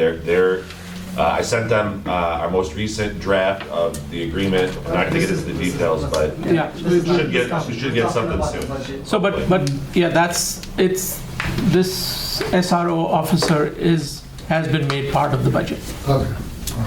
Mr. Chair. So we're at, I'm sorry, 1 second. We're at 1 million, you said? 1.3. Roughly. 1.3 in deficit. It's not official yet. No, it's not. So It's why not we official. there now? Exactly. I don't want to talk about it because I haven't brought the budget here. So we want to talk only Let's talk about, yeah. Yeah. But it is impacting the budget. It isn't there. So it is concerned to this whole thing. If you look at it, it's you have to allocate the money in order to hire somebody. And that will impact the budget, whether you do today or tomorrow. There's a future plan. And if it's included in the budget, but we are already in deficit, we are adding more deficit, which is fine. Like I said, the concern of the students and safety of our students is the first priority. I have no problem. But at the same time, can we look at the other section where we can get the money and have these two officers? I mean, they're paying for one. Can we have the second one by somewhere else? There's grant money there where we can use that instead of our general fund. Can I say something, Your Honor? Yeah, first you. So just to let you know, and normally the school resource officers in the summertime, schools are closed. They're used by Hamtramck Police Department, and this is. I mean, it's nice that they would let us do that, the Hamtramck, because the public schools, because they're going to be used exclusively on patrol. Or whatever division we need to put them in. So if we have shortage of, and Detective Bureau, based on the high number of cases, we might assign that person to work there. Most cities pay, it's half funding between the school districts and the cities. So the only issue is that I think mentioned is that we're in deficit. That will, because the budget's not official, we'll have to look into that further. The other thing is, it's nice to have 2 police officers, or actually just one. We're gaining technically one from the public schools and public schools during summertime. The rest of the time, they're utilizing our officer, for example, that we're paying salary to. Correct. So I see where that Councilman Naeem is talking about, where it's actually impacting us, where we're not really benefiting as much. I would rather personally pay for a police officer to work just the city, go ahead. I just want to clarify something. We are actually benefiting because these police officers are working in the city with the children of all the residents who live in the city. I think that's a key thing that we need to remember. They're not going and working in Novi or Detroit or Highland Park. They are staying in the city. They are protecting the children who live in the city. So the entire benefit is going to the city. And as part of the police responsibility, this is a legal requirement for all schools to have. It's a good. The city, just schools. It's a requirement by the school for the school town. Right. All schools are supposed to have this. Okay. So no, not the city, but all schools are supposed. But Hamtramck school system is part of the. CFO, I respect to your statement that all the cities has it. That all city has their budget. The bigger city, bigger budget. Different city. Our city is only 2.2 square miles. We do not have so much of resources to expand our budget or, invest in something. I have no problem having 2 police officers. As I said, that safety of our kids is important, it's a priority. I was just trying to find out if there's another options where we can, because Mr. CFO, today you were talking about that it's included in the budget. When we become a $2.3 million deficit 2 years down the road and the city started going to the bankrupt, so you're not going to be saving us. You're going to say we have no money to save the city. Those are the things I've been learning over the 6 years being on the council. So these are, we have to think about the budget and balance. I mean, I appreciate that that you're trying. However, I was just trying to see if there's another alternative that you have, or anyone else have an idea where we can get another 100,000 to pay for officer. I think the initial... Instead of handling the budget, you know? I agree. So the initial, I think it was gonna be 1 police officer with the cost is split. So now it's 2 police officers, 1 the city pays and 1 the other. So because we have 8 schools in the city of Hamtramck, we generate a lot of complaints through juvenile complaints. The officers assigned to the schools will be handling all the juvenile complaints. So they're going to be working on city of Hamtramck cases, while the city will be benefiting from the city of Hamtramck public schools paying for full salary for an officer on each side, and as well as their equipment. So this is, I mean, in other cities, I don't know any other cities that paid for half the equipment. Right. They're willing to pay that. You know, I'm supportive. I know, I appreciate in every it. way. Yeah. But like my concern is when I heard deficit. Okay, the city deficit. How am I gonna? Go ahead, city manager. Let's see if he has anything. Go ahead, councilman. Okay, so we are going the back and forth. We have to listen to what these 2 gentlemen say. Okay, forget it. We don't hire the police officer. Nothing is there. Anything happen in front of the school is called the 911. Still Hamtramck City Police has to go there. So where you shouting same time, my house getting robbery. Same time, school got a problem. So that case you consider, yes, I should have 2 cars, 1 robbery, 1 school. So it's already getting school. And it's not paying, actually you're not paying 1 police officer. You paying 1, they're paying 1.5. If I do all the timing calculation, summertime, they assign for us, like you said. There's no grant for it? I'm going. So you guys cannot bring any grant, anything from nowhere. Not right now. They used to have the cops grant. Can we start with 1 police officer? Then I mean, it's totally up to. School will still pay. But it's not. It's going to be too much on one person. It's going to be difficult, especially when somebody is sick. I haven't looked for grants. If you want to table it, and I can look for some grants, and then bring it back, I can try. Mr. Mayor, we can try it a year. We can give it a benefit of the doubt that we have we never had a SRO officer at least at schools. We can try it out and see how it works out. Because down the road, again, the physical budget and all that's going to come. So we will see if the budget is. School ain't the police, no question. If the budget is not covering, we will. If you do approve it, I can still look for a grant in the meantime, and then. And have them approve it, you know. And then, Mr. I'm not sure. Yeah, he's mentioned that maybe Michigan State Police has some grants, so I'll look into those. I like the letter, suggestion about moving forward with approving this suggestion, this resolution. And see. I have discussed this with the chief police and our CFO, and I think that our kids' safety is our top priority. We are not gonna do cuts to this part, but maybe we can work on doing cuts to other parts if possible. So my recommendation to the council that you move forward.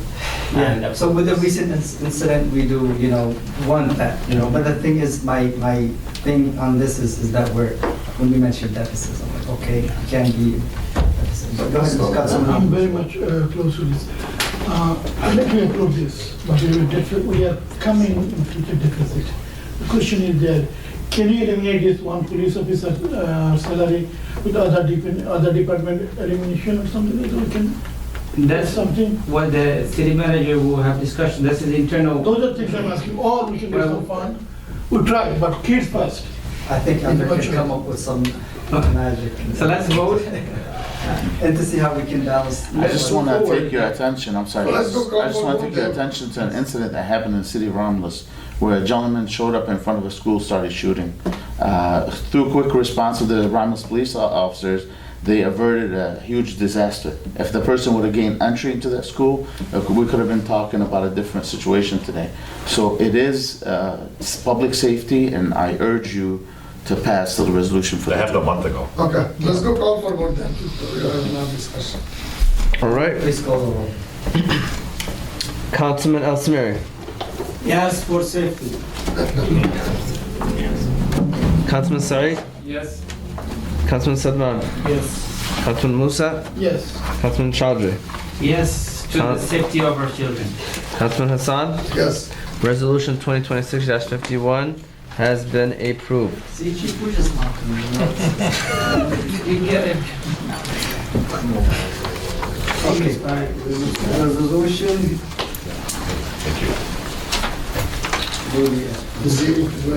Yeah, G's and George. Okay, resolution 2026-52 approving the purchase and modification of the current lock safety system. Offer. Second. Mr. Okay. Chair. Go ahead. Councilor. Okay, so here is the one, there is the lots of residents or non-residents came here against this resolution. My question, why now they're coming against this resolution? What is the problem with that? What is the camera system? So maybe some criminal is hiding here from outside this city, and they don't want it to. We find out them where they live. I can go that way too. So I want my data to everybody. I'm not criminal. Why I'm worried? I want it. I want it. Same thing. I can figure it out which criminal is here, living this city, hiding from any other city. That's why I can think also. If you think different way, I can think this way. Okay. So that is the way. There is the we will do it. We see it's work or not. If it don't work out, we'll cancel it. No problem. We can try it. So the thing is, you don't want to cancel it if there's a data breach. Like if somebody, like they were mentioning, can stalk somebody and then a tragedy happens, then there's no trying in this. We just want to hear from the chief to see if it's secure. That is the question, yeah. We have heard people referring to systems. I'm going to talk to you about flock, not systems. So you know the system I'm going to refer to you as today, not bunch of system, the flock system. This system was partially installed in the city of Hamtramck in 2024. It was fully installed in 2025. We currently have a 2-year contract. We have 15 LPRs, license plate readers. When we're paying for a yearly salary $45,000. We use the system uses standardized software search tools. We get make, model, color, license plate number of the vehicle. Your license plate is not covered under any privacy laws. It's visible to everybody in the street. So if I could see it, it's not an invasion of privacy. A lot of people would want to tell you that the plate is covered. It's not. We are looking to. We had a study done by Flock. They came into our city. We wanted to find out the gaps in our city to make the residents safe, not to spy on them. And I will give you some data to help you come to the right conclusion. During their study, they made some recommendations to us. The recommendations that we add 12 live cameras, add 5 additional LPRs for a total of 32 cameras. Again, Hamtramck Police, along with Flock, reviewed current city coverage. We put forth a plan to focus coverage in high traffic area, in areas that have no coverage, by relocating some cameras, by adding live feed to some existing camera locations, by adding live feed to major intersections, to adding coverage to areas where there's a lapse of coverage. You notice we're not trying to put them in front of private homes. This is all to have coverage over our city streets to make it safe. So I just want to give you some statistics on Flock. Flock is the #1 tool used by detectives and investigators. It's hands down the most effective investigative tools used by Hamtramck Police Department, which has allowed us to solve cases that would normally go unsolved due to lack of leads. Major crimes, FLOC has allowed us to develop substantial leads in approximately 80% of our cases. Detective caseloads are 150% higher today due to FLOC development of lead cases. Otherwise, those cases would have been closed if we did not have the FLOC system. FLOC is allowing us to get leads and solve crimes. Being closed, okay, stolen vehicles recovered in 23, without FLOC 26. In 25, with FLOC 56 and 34 arrests. Hit and run accident in 23 was 181, with less than 5% solved. In 25, 154 with approximately 75% solved. So we went from 5% to 70 more. The home invasion in 2024, there was a case of home invasion. Without FLOC, this case would never have been solved. FLOC gave us the lead to identify the home invasion crew, which led to the arrest of 4 individuals, which our detectives proved to have committed over 100 home invasions in Hamtramck, Detroit, and Highland Park. In 2025, armed robbery suspect took place on Joseph Combo of individuals who had just bought jewelry at one of our jewelry stores. The vehicle was identified through FLOC in under 10 minutes. Detectives had located the vehicle in under 30 minutes, and arrests were made shortly after locating the suspect. I'm going to give you some data from last year on FLOC. A lot of people are concerned about hits. We get average daily hits on plates, 40 to 85,000 plate hits in Hamtramck a day. We are not looking for every... What's a hit? I'm sorry, sir. We get hits means reads on license plate reads, 40 to 85,000. So we're not looking at stopping 85,000. We are looking for the bad elements. I'm going to tell you what they are in the last year. Sex offenders that went through Hamtramck, through NCO, that were identified through NCIC, which is National Crime Intelligence Center, 607. Stolen vehicles in Michigan, 236. Wanted people, 205. Stolen vehicles, 177. Stolen plates, 173. In Michigan, stolen plates, 163. Gangs, affiliated members, 140. And missing persons, 9. They could have been human trafficking victims. Additional 8 more. Again, we use there is a lot of people raise also some concerns. We have the Hamtramck Police Department. We have a policy on usage of FLOC. So not anybody could use FLOC just because they want to run their whatever significant other. In Michigan, there's a House Bill number 5493, which was introduced on January 29th, 2026. That is still being worked out. That is made to regulate the uses of FLOC, just like lean. So I assure you, our state officials, our city officials, we have policies in place to protect the residents. Let me see what else I want to give. Somebody raised questions about who owns the data collected. Our agency does.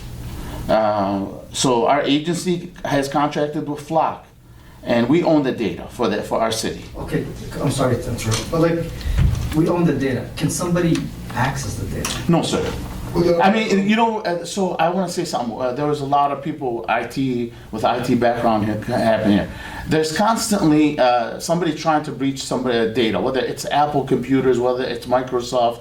I have worked in fraud. So, is there attacks on FLOC being, maybe?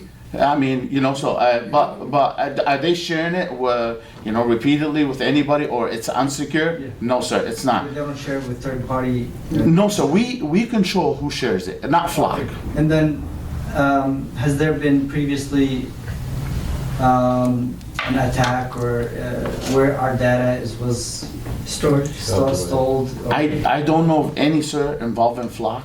FLOC is the most used. You said we've been using it. Flock has is there been an issue? not to my knowledge, sir. But Flock has been the most used, with LPRs in the country, and that is why we continue our relationship with them.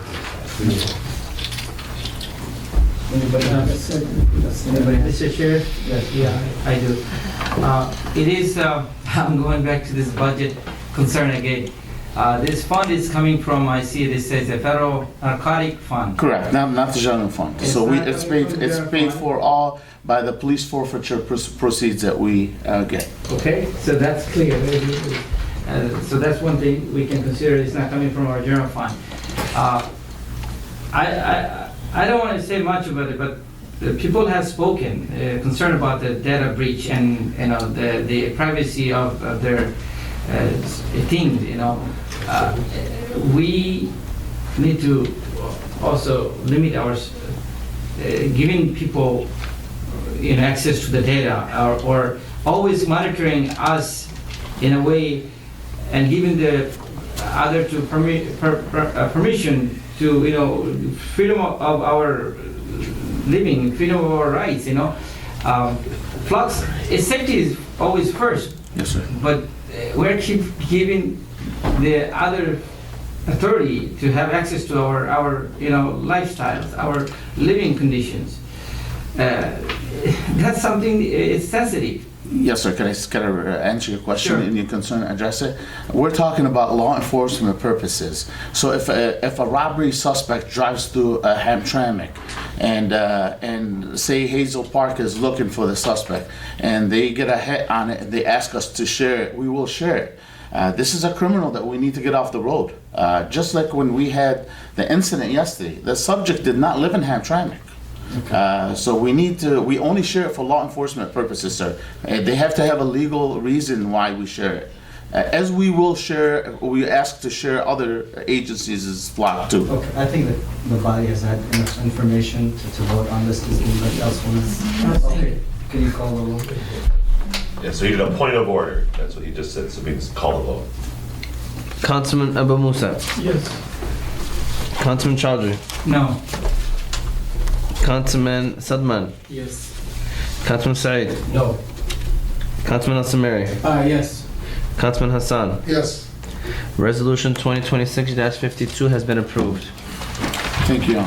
H, Resolution 2026-53, approving the hiring of Sami Al-Haddi as city clerk. I'll make a motion. Second. Okay, so I personally have not been involved with this hiring process because we we designated the subcommittee, and also we had HR, city manager, and the subcommittee work together on this. So We have our HR lady here. to okay, present the process. Shana, please come to the podium and explain the process. Thank you for being patient. Good evening, Mayor and Council. I just want to explain the process for hiring our city clerk.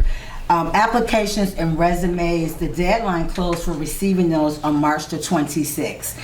At that time, all of the applications that I received, we went through them all. The committee, our interview panel, as well as HR and our city manager, we went through all applications. And applications were shortlisted based on meeting a set of criteria. So when those applicants met those criteria, they were moved on to the next bid for interview. So at that time, those applicants were called in for in-person interview. Interviews were held on April the 1st. We shortlisted 5 candidates. One candidate rescinded her position, and so she declined the interview. The subcommittee requested to see and interview our 2 top candidates, and so the subcommittee met with them, and then they selected and I don't want to mispronounce his name, but they selected Sammy. So I am here today to request that the council takes the subcommittee's recommendation and and hire Sammy. I'm not gonna say his last name because I don't want to mispronounce it, but hire Sammy for our city clerk. Okay, thank you. You're welcome. Thank you, Ms. HR Director. You're welcome. And subcommittee system also work together. That's a good thing. Yes, we did. Thank you. Just one clarification. Actually, what she meant to say was the subcommittee recommended the city manager, who is now recommending to the city council. Yes, to thank appoint you. Sam. Okay, anybody have Small anything to say? Yes, make a vote. Okay, then let's call the roll, Omar. Councilman Saeed. Yes. Councilman Sadman. Yes. Councilman Musa. Yes. Councilman Chaudhry. Yes. Councilman Al-Samari. Yes. Councilman Hassan. Yes. Resolution 2026-53 has been approved. Mr. Chair, Congratulations to Al-Hadi. I Yes, apologize. I have to make one comment. I forgot it. sure. May I? Do I have to suspend the law? Yeah, Yeah. I like to suspend the law to make a one comment. he's a second. What can you Second. say No, about it's that? very important. That's why. So we had decided last year, anybody we hire, there's got 1 year provisionary. So when you make the contract ready, Thank you. has to be ready by the exactly same what we had a discussion all the times. Understood. Thank you. It's a 1-year conditional job, Okay. Provisionary. provisional. Okay. So let's call to unsuspend the law. Yeah. Oh, thank you, Mr. Mayor. Yes. Now you're following the All right. All right, so second. Second. okay, all in favor? Aye. Okay, let's go. Moving on to the next item. Resolution I. Resolution 2026-54 approving first reading and setting the date for second reading and public hearing of the proposed ordinance to amend Chapter 32. City Commissions, Committee, and Bureaus of the City of Hamtramck Code of Ordinances to reenact Section 26.062 governing the community and economic development. Offer. Second. All right, so this is a, I want to speak to Councilman, go ahead. Mr. Chair. Go ahead. I need the history of this. If I say everything honestly, not us, somebody will be angry. So that's why I'm not going to say. When Mr. Amir Ghalib got elected, those resolutions came underneath the table and get the approval. There's the two resolutions get approval. One for this, one for library. Okay? So I'm not going to go that far. So, and also that day we speak, we're gonna try it, then we're gonna reverse it that day. 4 years ago I'm talking. Okay? So there is the Downtown Development Authority Board. Okay? A couple of complaints came to us, came to Amir Ghalib also together. One time we had decided we make them as a board member. Some of them don't know what they're doing over there.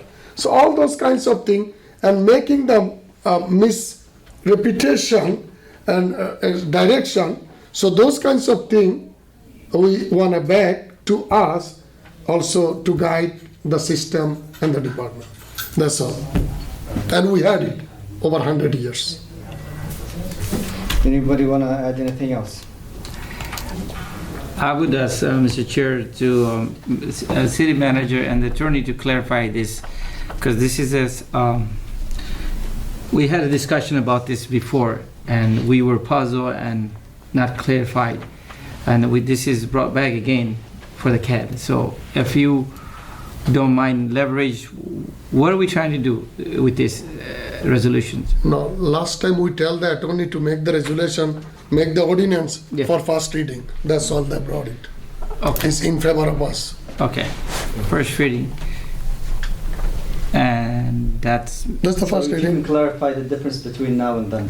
That's what Me or? I told you. Okay. So basically what happened was, as Councilman Hassan mentioned, there was a resolution or a ordinance amendment passed 4 years ago, and one of the things that it did was it removed the council oversight over the CED position and the CD director position and the CED in general, it removed the I don't mean the history, just the Yeah, so the previous resolution and this resolution. That's exactly what I'm saying. So basically, the last resolution provided oversight for the council over the CED director position, the salary and what and who it is. It was rescinded. This is just putting it back exactly as it was prior to that. Okay. So are we getting? So council now would have the ability, if there was to be a new CED director, to approve or disapprove of that director, to approve or disapprove of their salary. Right now, that's not the case, but this would restore or give back the council that authority. Yes. So it would be similar to the city clerk, right? Correct, or DPW, Right. which I'd like to say, I don't think there is a DPW director that has been, I think that No, they're always there. we need one to be approved by council. I don't think there currently is one. So. Okay, we'll do it. No problem.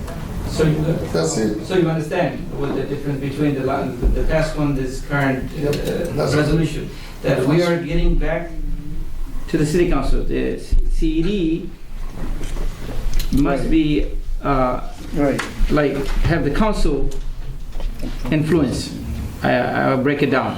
When the CD get hired or salary get increased, the Approval by council will have to be the approval by city council. So is it clear to you? I'm good. Okay. Anybody else has anything else? Thank you. Okay, please go ahead.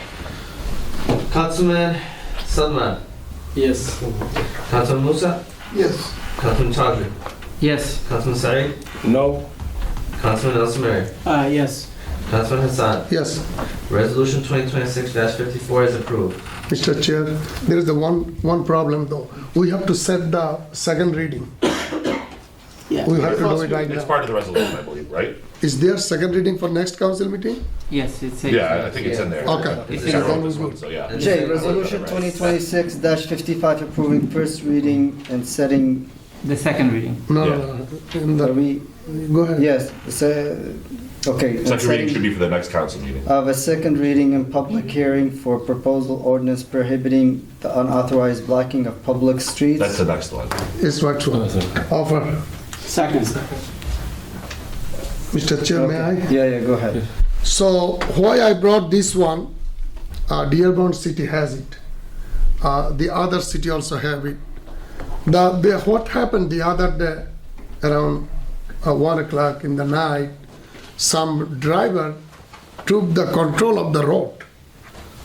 Okay, so it was unauthorized person taking block the road. The other day, also I saw some of the point, our marriage ceremony, there is the no permission, taking the 100 car, going to the left and right, and people cannot even drive.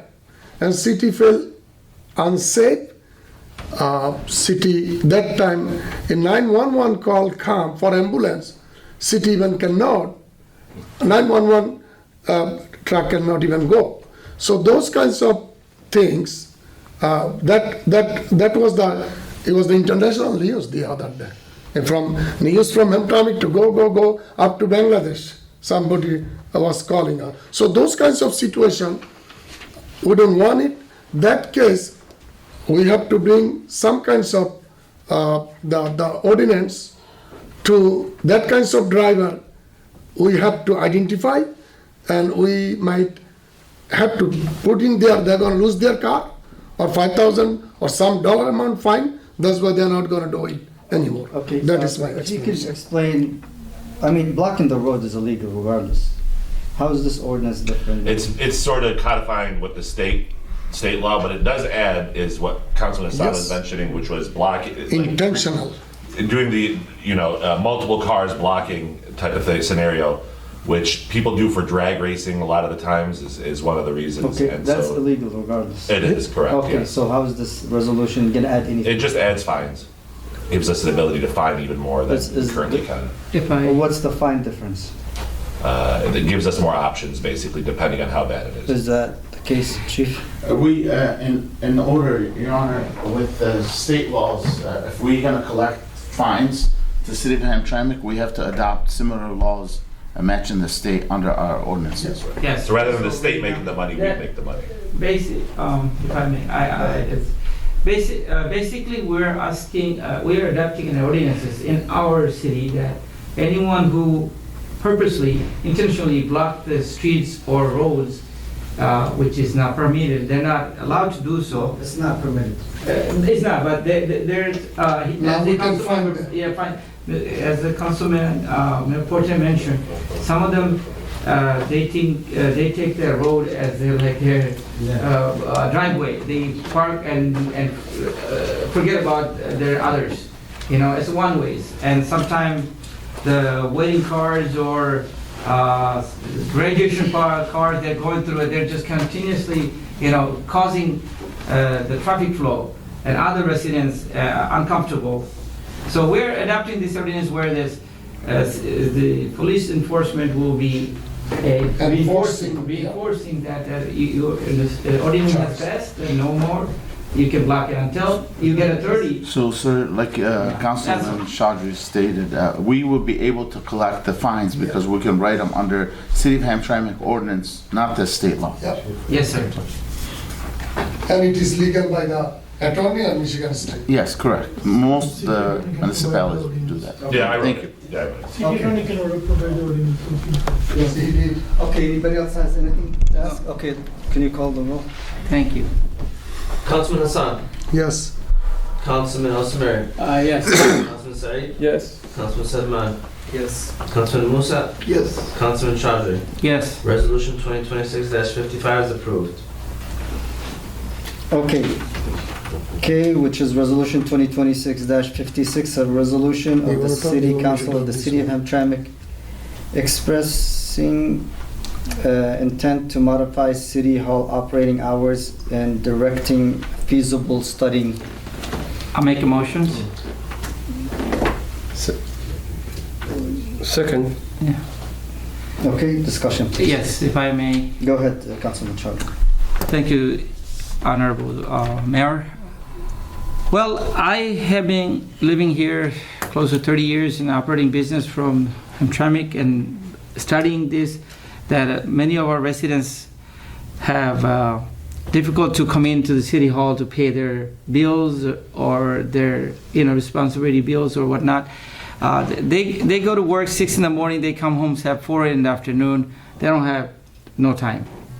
So it has been concerned by the residents too, that why we don't have a little bit of leverage after 4, so where we can come in and pay our bills or talk to the staff, have more access to the city hall. And I find that is a benefit to the community, that if we have it open 9 a.m. to 5 p.m., our residents, they don't wake up really early, unless they go to work. And so therefore they don't need to come in at 8 in the morning. They wake up at 10 or 9 and they, start their day. So 5 will give them a little bit of room to come in and pay bills, because some of them have a hard time. That's why I was recommending this to city manager, that is try out the feasibility of the hours. And also consider this a council meeting, if everyone agrees, all the official agrees, that a council meeting to be at 6, give a little bit room to go home. It is in the same resolution though. Mr. Chair. Yes, Councilman, go ahead. Okay, here is the one. Bring this resolution. Now looks like you and Mr. Councilman Chaudhary and manager discuss about it. Looks like you speak. So here is the question came. I was wondering, this resolution before came here, no body from the city manager or mayor discuss Never with us. was informed. Never was informed. Okay, hold on. What about the other resolutions? They were discussed? No, this one. Okay, I'm just explaining. Look, I want to... Mr. Mayor, I'm talking. If you can talk now. Okay. So here is the one. There is the 100 years. There's the American office time, 8 to 4. There is the reason. There is the some of the employees has a kids arrangement before they get the job or after the job. Okay, I know I'm going to be this time at home. This is the time I can take the kids from my wife or husband going. So they have an arrangement, all those things by the employee. So this resolution, lots of employee has called us to, hey, we don't want it. You guys want to make us unhappy. Okay. And again, if you want to rush, no problem. I'm voting for no because I don't like it. Okay, thank you. So Mr. Chair. basically, let me just clarify Sure. with you why I think it is true. It is true that 5 p.m. is better than 4 p.m. So that's my personal opinion. And I think it shouldn't apply to all departments. For example, the cashier, it applies to it. Maybe the city clerk, it depends. So it doesn't necessarily have to apply to all the departments. Correct. And this is not a resolution that tomorrow the hours are going to change. This is for a study to see what would be best for the city and the residents. And just because it's been done for so long or it's done by another city, it doesn't mean that we should do the same thing. So I think, that's my opinion. Go ahead, Councilman. Mr. Mayor, I don't know who brings this resolution, maybe you or manager? Councilman Chaudhry. Chaudhry, thank you. Councilman Chaudhry, long time his residence here, has been there, and he cannot change his habit, the community habit, woke up 8 o'clock to 9 o'clock. I'm not sure how you're going to fill those things. This is a big impact for the council, employees, and residents. No. It is. Let me finish my way. It is. It should not have to be chaos in the council meeting to choose those timing. If it's very important, at least we can dialogue outside. Every day we talk each other. Those things. And the people from Hamtramck, they are living this time, serving this time, maybe a couple decades. This is not an issue. If we put the 5 o'clock, please, I'm taking. Somebody request a mosque. Can you do the Jummah after 2:15 p.m.? Because before 2:15 minutes before, because some people go to the work, they do not prepare those things. Let's say majority people wanted those time. Unfortunately, I'm sorry for this. I cannot do this. Most of people, they are used to be 8 o'clock, 8 to 4, and a lot of employees, they have family behind, kids behind, they're planning behind. In my opinion, I like this timing, whatever is going through 8 to 4. Thank you. Mr. Chair, if I may address this. Look, I was speaking on behalf of the communities, not myself. And as the mayor said, whatever we did 100 years ago, we are in different time zone. We are different atmosphere, different environment. The communities come first. The residents first, not the council. You cannot get off at work 4 o'clock and you are putting the whole community left behind. The workers are here to work for the communities, not for themselves. They're here for the communities. If they got a job, they want to come in here at 9, they got to be here 9, and they get off at 5. It's still within the clock hours. This isn't a new clock that we're creating where they come in, for an hour and they leave. They come in at 9, they leave at 5. Nobody works in the 8 o'clock in the morning. They do coffee, tea party and stuff. But I'm not going into that, what they do when they come in. If the residents will benefit from this changes, why don't we try this? Yeah. It's a study. 9 to 5. Maybe from this city, other city will change. We'll learn that it's different. Other cities have the schedule too. That's a schedule. That's a schedule changing.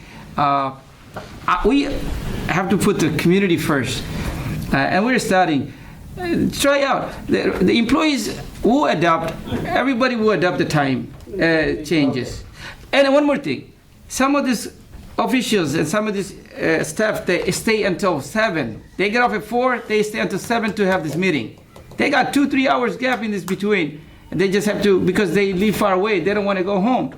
So if we do it at 5, they only have to wait until 1, until 1 hour or 2, and they can go home. So you got to consider many things, and to try out. Yes, Council. But that's my suggestion to the council.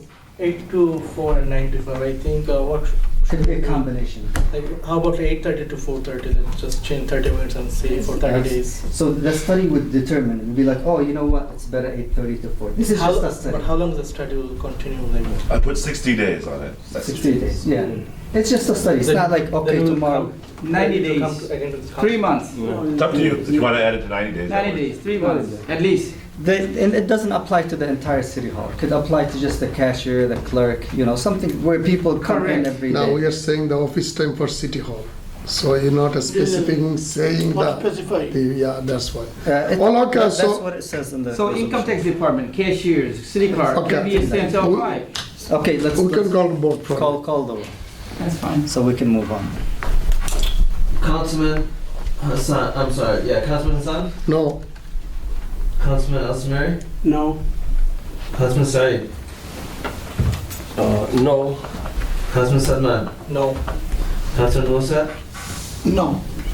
Councilman Chowdhury? Yes. Resolution 2026-56 was not approved. Resolution the 2026-57, a resolution of the City Council of the City of Hamtramck amending the regular meeting schedule of the City Council. Motion. Can I get a motion? Second. I think. before motion, say second. No. You make a motion. Okay, second. Okay, no problem. Okay, so I think this Mr. is Chair? straightforward. Yes. We can move the City Council meeting Okay. to 6 p.m. So Mr. Chair, Go ahead. I work Councilman. 6 to 6. So how I'm going to come to the council 6 o'clock? Well, I give you a couple of examples. Previous mayor, Karen Mayaski, she used to work in Arbor. So she has to come and we wait for her also 15-20 minutes after 7.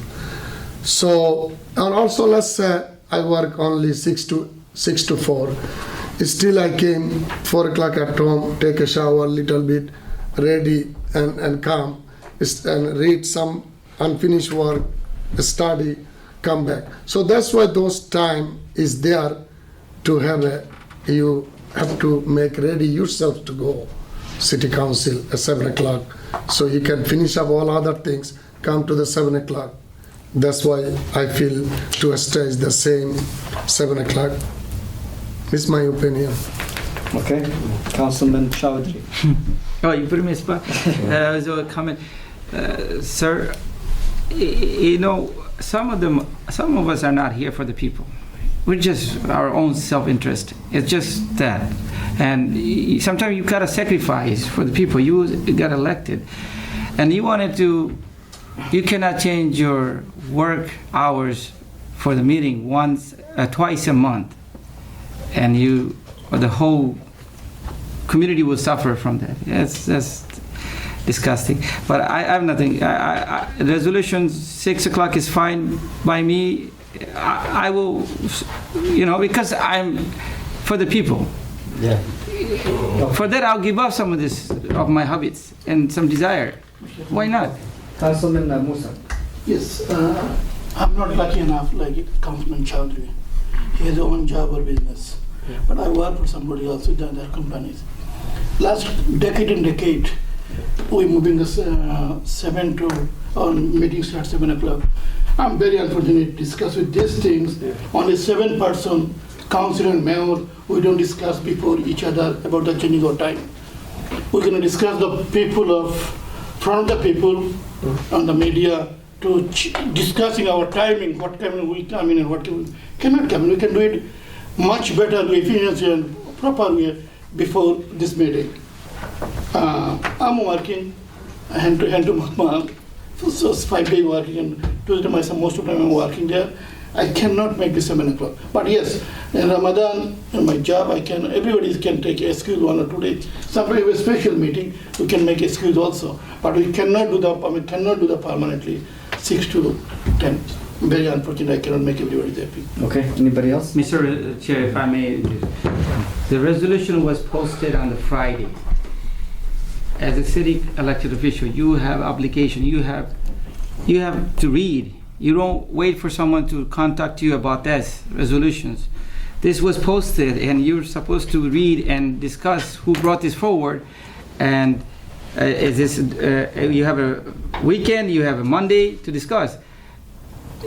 You don't take the responsibility of reading it and, you know, and extend your hand. How would you just gonna get this handed to you?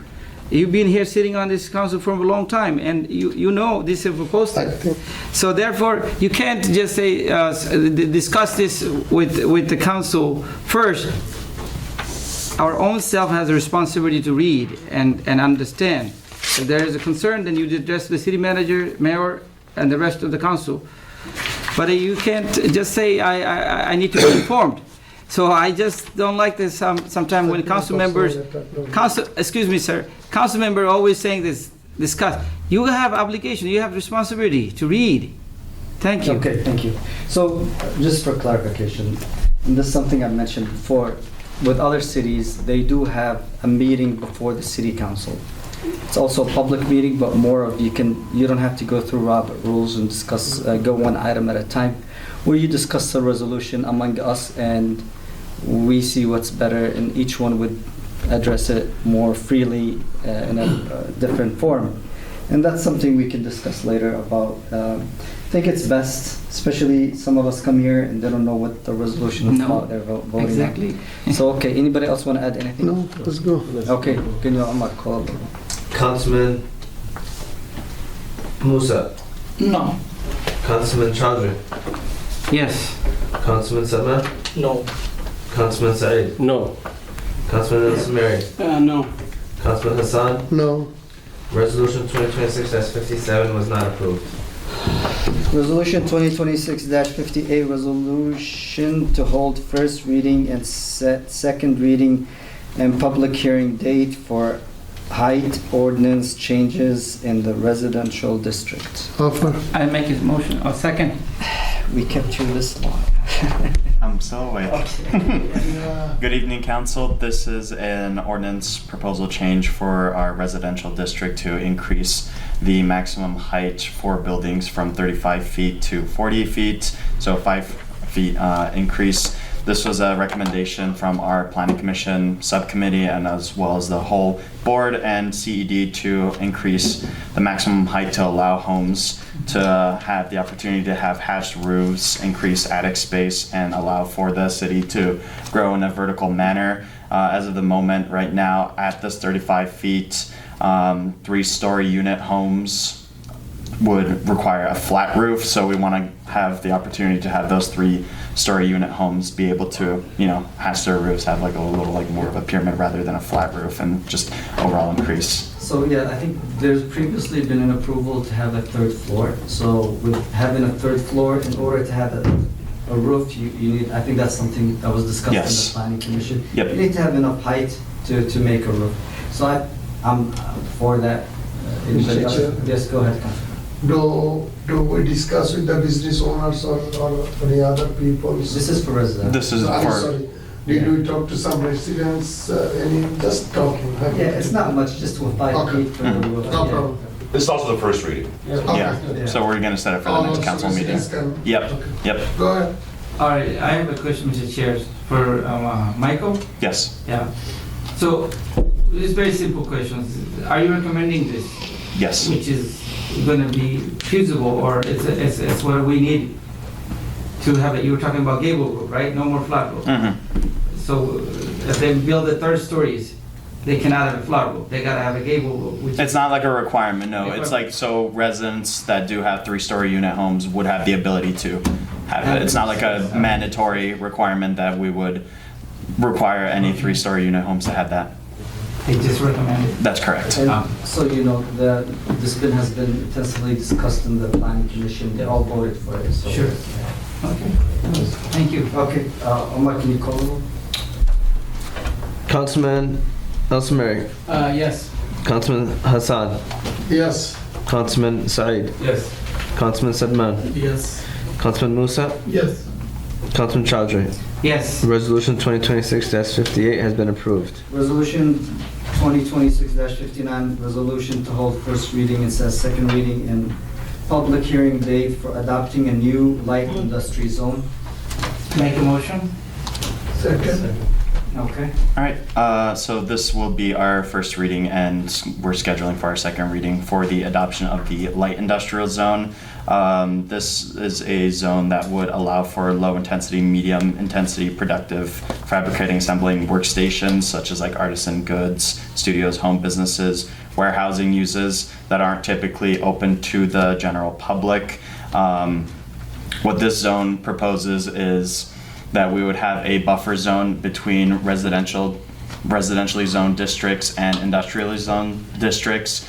At the moment, there are a couple of places in the city where residential parcels are vacant that are adjacent to industrial zones that aren't being currently used. And to the eyes of investors, for instance, maybe it wouldn't be a good area to invest in residentially, but allowing for more of a low, medium intensity use area to fill that gap, to be acting as that buffer zone to have in between those is what the light industrial zone would open up for. There's a memo that we have attached that was conducted for a study, in particular in an area in Edwin that has a couple of homes and vacant parcels that aren't being developed at the moment. A couple of examples of what would be permitted uses would be artisan goods, studios, offices, warehouses, parking lots, just having that mix of businesses that aren't open to the public or are more light in commercial use that aren't allowed in our existing commercial districts, such as central business and multi-use. And this is again from the Planning Commission, so been discussed in the Planning Commission. Also, this is the first reading. So anybody has anything to say? Okay. Well, Mr. Chair, I just want to ask this. Why are we bringing this forward? Why are we doing this than the current ordinance? Why are we amending? I heard you, but what I'm saying, What is the benefit? That would give, what would be the benefit to show to the community? Sure.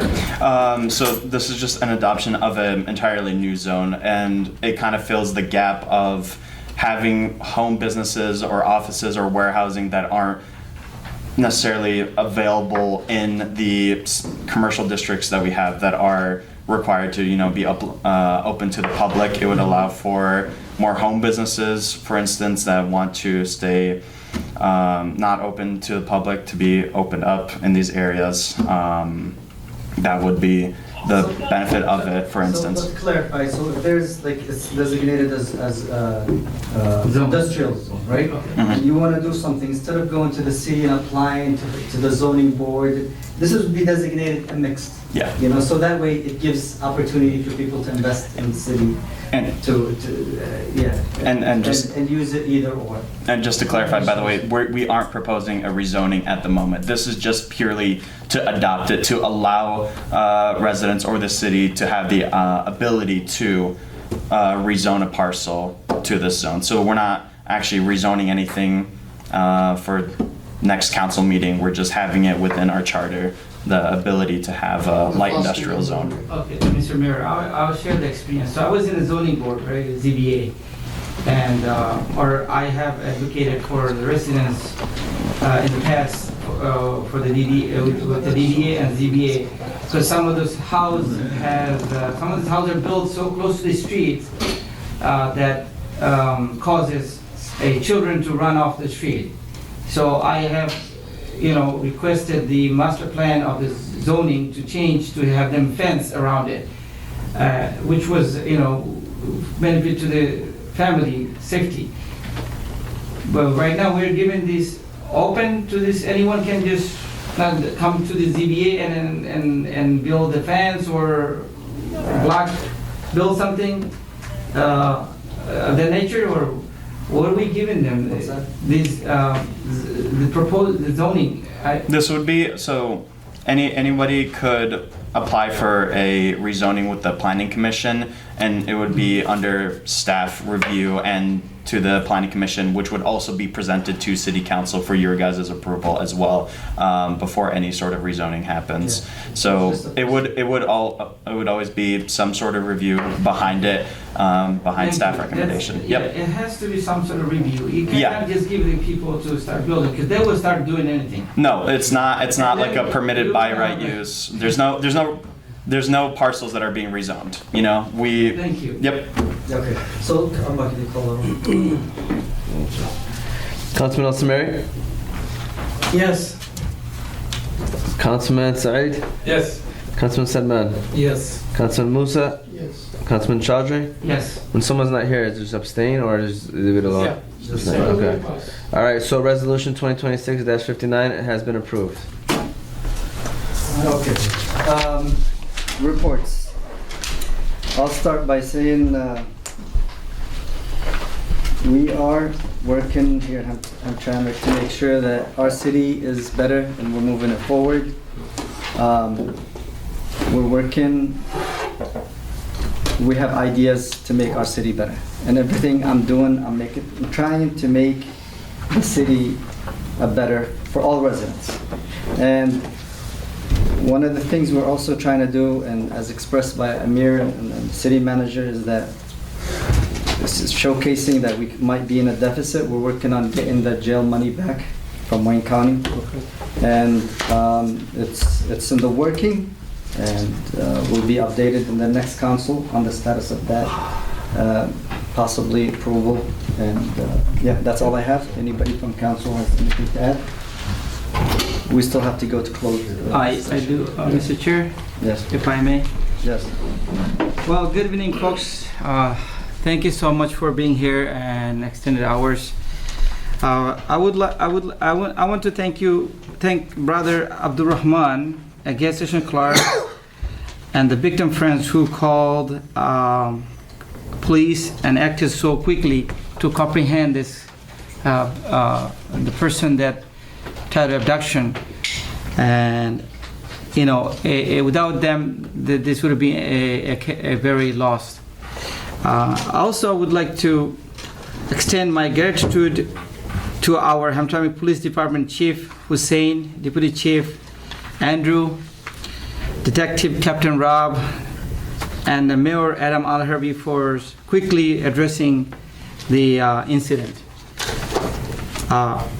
There's an app that you can use to track down your kids and your loved ones. Life 360, I use it for my kids, okay? You have to pay a little bit, but Life 360 does track down anywhere you go, even if you go to across the country, Canada, it does track you down, the Life 360 app.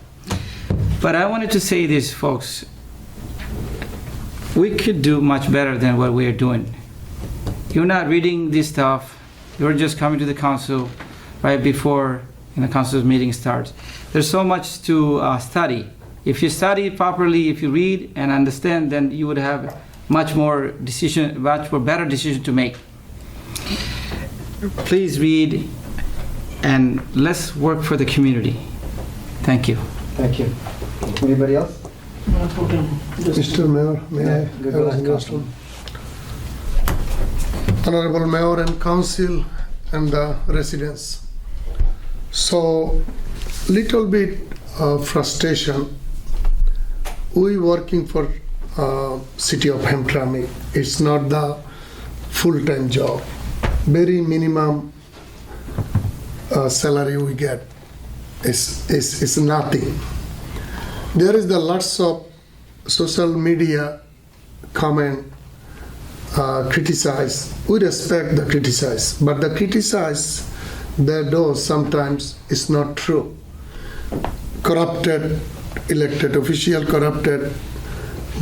Can anybody prove us? We take $1, 1 penny from Hamtramck city as a corruption. Nobody can prove it. What you guys saying? Be careful. Social media, your posting could be bringing you under the lawsuit if it is not true. So please, I'm requesting behave, respect. Don't tell something what is not truth. Don't make the propaganda. don't make chaos. Please, if you love Hamtramck, work together. Okay, so that's all my request to the social media who they're attacking elected official, and most of them we know who they are. Also, sometimes we argue here in the council meeting, there is for reason, and we still work together as a team. 20 years ago, this council has a fight each other. They used to take the chair. We did not go that far. We argue and we work together again. So don't take advantage or don't tell the people what they have to do, even you don't know what you have to do. So that's all my request. Thank you. Thank you. Anybody else? Go ahead, Councilman Musa. Thank you, our police chief and police department. The horrific moment was yesterday to handle very knowledgeable and peaceful way. Thanks for this. Especially thanks for Abdul Rahman, the guy who is behind this whole story. He is our Hamtramck hero for this moment. We have a previous practice, just a little bit. Our former mayor was here, Dr. Amir Garib. I have tons of respect and love for him. I'm really honored to work with him last 4 years. A lot of decisions which will make chaos there. Mayor also maybe very much knows everybody. Mayor Patel also knows. He personally call him up and call us, what do you think I'm bringing these things? It's make our life easy, make the conclusion easy. And I just need to clarify, Mr. Chowdhury, this resolution 2026-57, it does not come up last Friday, it has come up, could be a reading for Monday. I just make you clarify you. I hope you check it out. Yeah, I think we're past that, Councilman. Okay. Let's focus on it. Thank you for listening us, and the people who celebrate Easter Sunday. We don't have a meeting for those people. Easter Sunday, thank you for your service. Thank you. Thank you. Have a nice day. Okay. Go ahead, Councilman. Yes, thank you for everyone came today. The resident from Hamtramck and other city come to Hamtramck, see this meeting today. And thank you the all team, Chief Police and his team. And special thank you for the gentleman, Abdurrahman Abu Hatem. He makes safe to the lady. How the people respect working together safe for the whole life. Thank you for everyone. Thank you. Mr. Chair, go ahead, Councilman. Thank you everyone for joining us tonight. The resolution that we passed for the police department, I think they'll be in better shape, providing us safety and for the city. I think our next immediate challenge is to lower the water bills for our resident, and we all should be working as a team for the lowering water bills. Thank you. All right, thank you, Councilman. Councilman, do you want to say something, Councilman Sain? No, I don't. Okay, I think here says controller report. Oh, that's he's not okay. here. Then back. Oh, you're here. I thought you left. I'm sorry. Yes, you have a report? do you have anything to say? The report is there. If you have any questions, Okay. I'm here. Okay. Yeah, you No, should have- I mean, it's just for you. If you want to Yeah. add any reports, you can say it. Otherwise, we can just move on. If you have, Adam, I have a question. These questions toward I see extensive numbers there, like the legal cost. It's concerning me. I don't want to throw the numbers. So we're not out of order. This is just for him to present anything you want to add to this, and then we will have a budget discussion. It was in consent agenda. We did not ask that time. Yeah. So I can talk about it if you guys want. I mean, we paid $700,000 For investigation. for investigations into 2 different situations with We've had to hire so many different attorneys to help us over the last year for the various situations we've had, and it's ballooned our legal budget, absolutely. On top of that, we had a pride flag case, which we had to defend, and we won. But again, we had to pay to one firm almost, I think, more than $700,000, and we continue to have to pay them for the various decisions that were made. So we yes. My understanding in the reports, we just address. We are, but it was brought up, so I felt like I had to defend something here and explain it. But it's a question that I asked, if he's in the podium, he's going to read to us these things, or if he had a report, he would mention it. Otherwise, and then we have a concern, we ask questions. Right. That's if there's some because we cannot interact with him day-to-day operation. That's the city managers and him. But today is my turn, our turn to ask him any concern, anything that relevant to this report. That's something that is concern me, because I am on behalf of the community. That's money that's allocated for this litigation. That's a lot of money that does impact the budget. And this is the time. No. But I'm not discussing. So I suggest consulting with me before making any decisions, and our attorneys in the future that we've hired, and that could save us money, or that would work. But which is to save us money. But right here, we've made some decisions that costed the city a lot of money with investigations, and there were hirings and firings that occurred that are costing the city money. Okay. Investigations that actually, by the way, I know it sounds like it cost us, but in the long run, it probably will save us in the millions, because that's what I can't really talk further on that. That was the correct investigation done. It correct. is incorrect investigation done. Okay, can we have listen to the CFO? I just want to say that I don't think this is the appropriate time to discuss that. All I can say is the expenses that you see are on the higher side, but they are all approved by the council and they are in the budget. So that's all I can say about it. Okay, Councilman, just to clarify, No, it's not nothing personal. That's all I want to hear. But you took the wrong crowd. That was what I want to hear. That it's been approved. I do want to make another.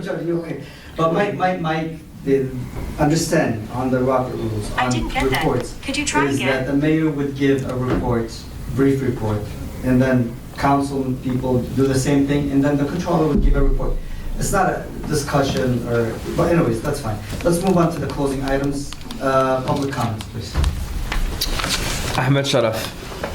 And remember, you got 2 minutes, and you cannot ask for another minute. I wish if you guys make the rules equally. I need to clarify something, which is للأخ عادل عدلاني وأخ عمر. يعني it's not about you in person. I'm not in a school. You're not my dad. With all due respect, you're not my mom either. Okay, I'm here as a citizen. I left my kid crying in the park to come here, sacrificed like everybody else, to make a comment. I spent 8 hours read the agenda. I sent some complaint to you guys, to the chief of police. Someone come and sneak. It's not about you, Umar Akhi, and it's not about him, but it's my right. And you guys have no right to say, oh, no, let it go. This is not the first time. So Kamal Rahman, he is, one of my best friends. But I don't know who put the comment right there. And to say okay, no, it's not okay to me. Can I apologize on behalf of... It's my time. It's my time, and then you can talk. So it's you said it's okay. I don't think you have the right to say this, and I know it is. Can you please next time make numbers? I was here at 4 o'clock. The last time the same happened. So I'm not gonna let it happen again. So, and I would like the statement from you as well, and from you, Mr. Mayor Pro Tem, because you promised to. But let's move on to the other one. إلى البطل اليمني عبد الرحمن أبو غانم الذي خطر بحياته وأنقذ طفلة بريئة بالأصالة عن نفسي ونيابة عن كل أب وأم في هذا العالم. ما قمت به ليس فعلا عابرا، بل موقف يجسد أعلى درجات الشجاعة والإنسانية. في لحظة كان يمكن للكثيرين أن يترددوا فيها، اخترت أنت أن تقدم أو أن تتقدم وأن تضع حياة إنسان آخر فوق كل اعتبار. لقد أثبتت أن البطولة الحقيقية لا تحتاج إلى أضواء أو شهرة بل إلى قلب حي وإرادة صادقة. I'll be done in a second.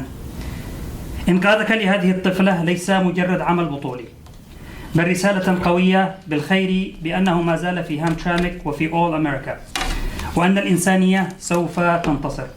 سأنتهي الآن.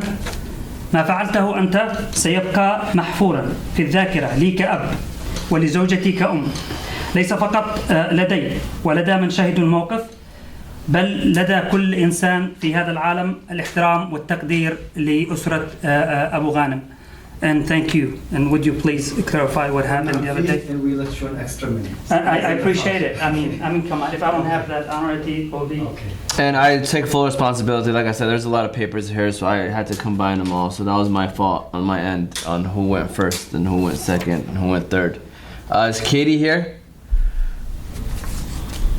Bill Meyer?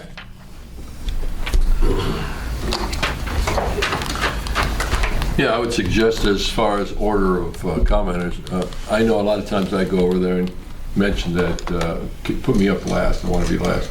So when he came in the room, you should have gone over him and said, I came here first, I want to be, because he didn't know. That's not the first time, sir. Oh, okay. All right. Congratulations to the council and mayor. You got a lot of work done today. This was a lot of work and you worked together. A few differences, but you're supposed to have differences, that's all right. As long as you work together, that's important. Thank you so much for all the work you do for the city. And to our interim city clerk, who's also a film cameraman and editor and everything. I mean, do you see all the work he's doing with the camera? Who's going to do this when we get the new city clerk? Is he going to be a camera editor or what? Sami El Haddi.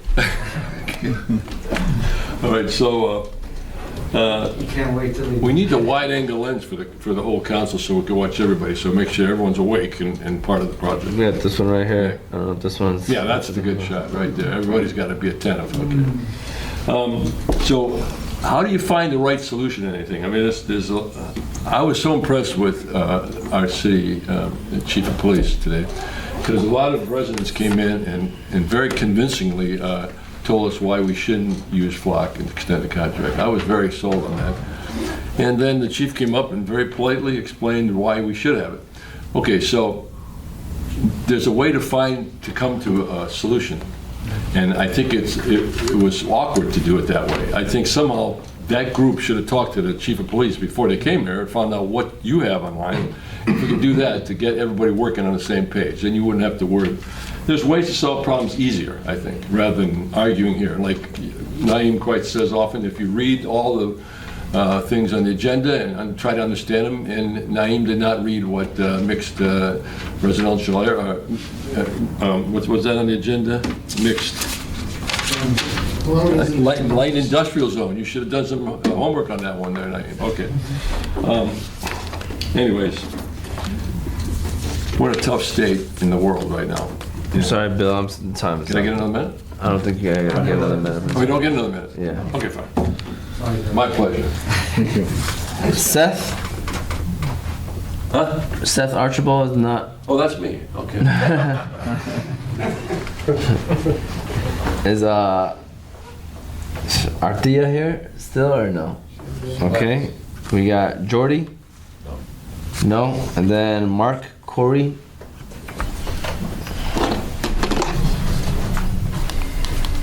I'll do a follow-up on the state of the world. State of the world, what is going on right now today in Lebanon? Look at what's going on in Gaza, look what's going on in Iran right now. Murders on top of murders are being committed. The Christian village of Deir Syrian was wiped off the face of the earth. It had nothing to do with the war. They're Christians. There was a monastery there. The city exists for hundreds of years. It was completely obliterated and demolished. I, a few hours ago, talked with Senator Mike Rogers' aide, and I told him the same thing I said to you. I said, what is Mike Rogers doing about this? He gave a interview with the Jewish Insider magazine in which he's outraged at the Jewish attacks by the Republican Party and Democrats against Israel.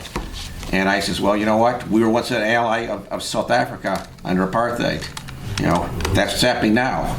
Gavin Newsom of California said it. What we're seeing here is a genocide. What we're seeing here is 70,000 Gazans were killed. The last story out of Gaza was that 9-year-old girl, while she's studying in class, was killed with an Israeli sniper. And this is going on a daily basis. It's something that needs to be brought to the attention of our leaders. I talked today about a few hours ago with Mike Cox, Perry Johnson. I had dinner with them.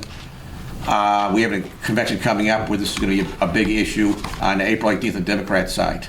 I think this is a key issue that our country must face, Michigan must face. We have a lot of people of Jewish ancestry here, and of Arabic ancestry, and of Muslim ancestry. All right, here it's of Islam. I know all you guys are, but it's something we must address forcefully with our state's leaders and our congressmen. And I tried to talk to John James about it. He was in Washington today. So it's something that we're looking at very seriously. I hope council takes this very seriously also, and just talks this with the right people. Thank you. We're all set with public comment. So closed session, city manager. Mr. Bill Myers, I want to talk to you. Remember, we opened the NAACP long time ago.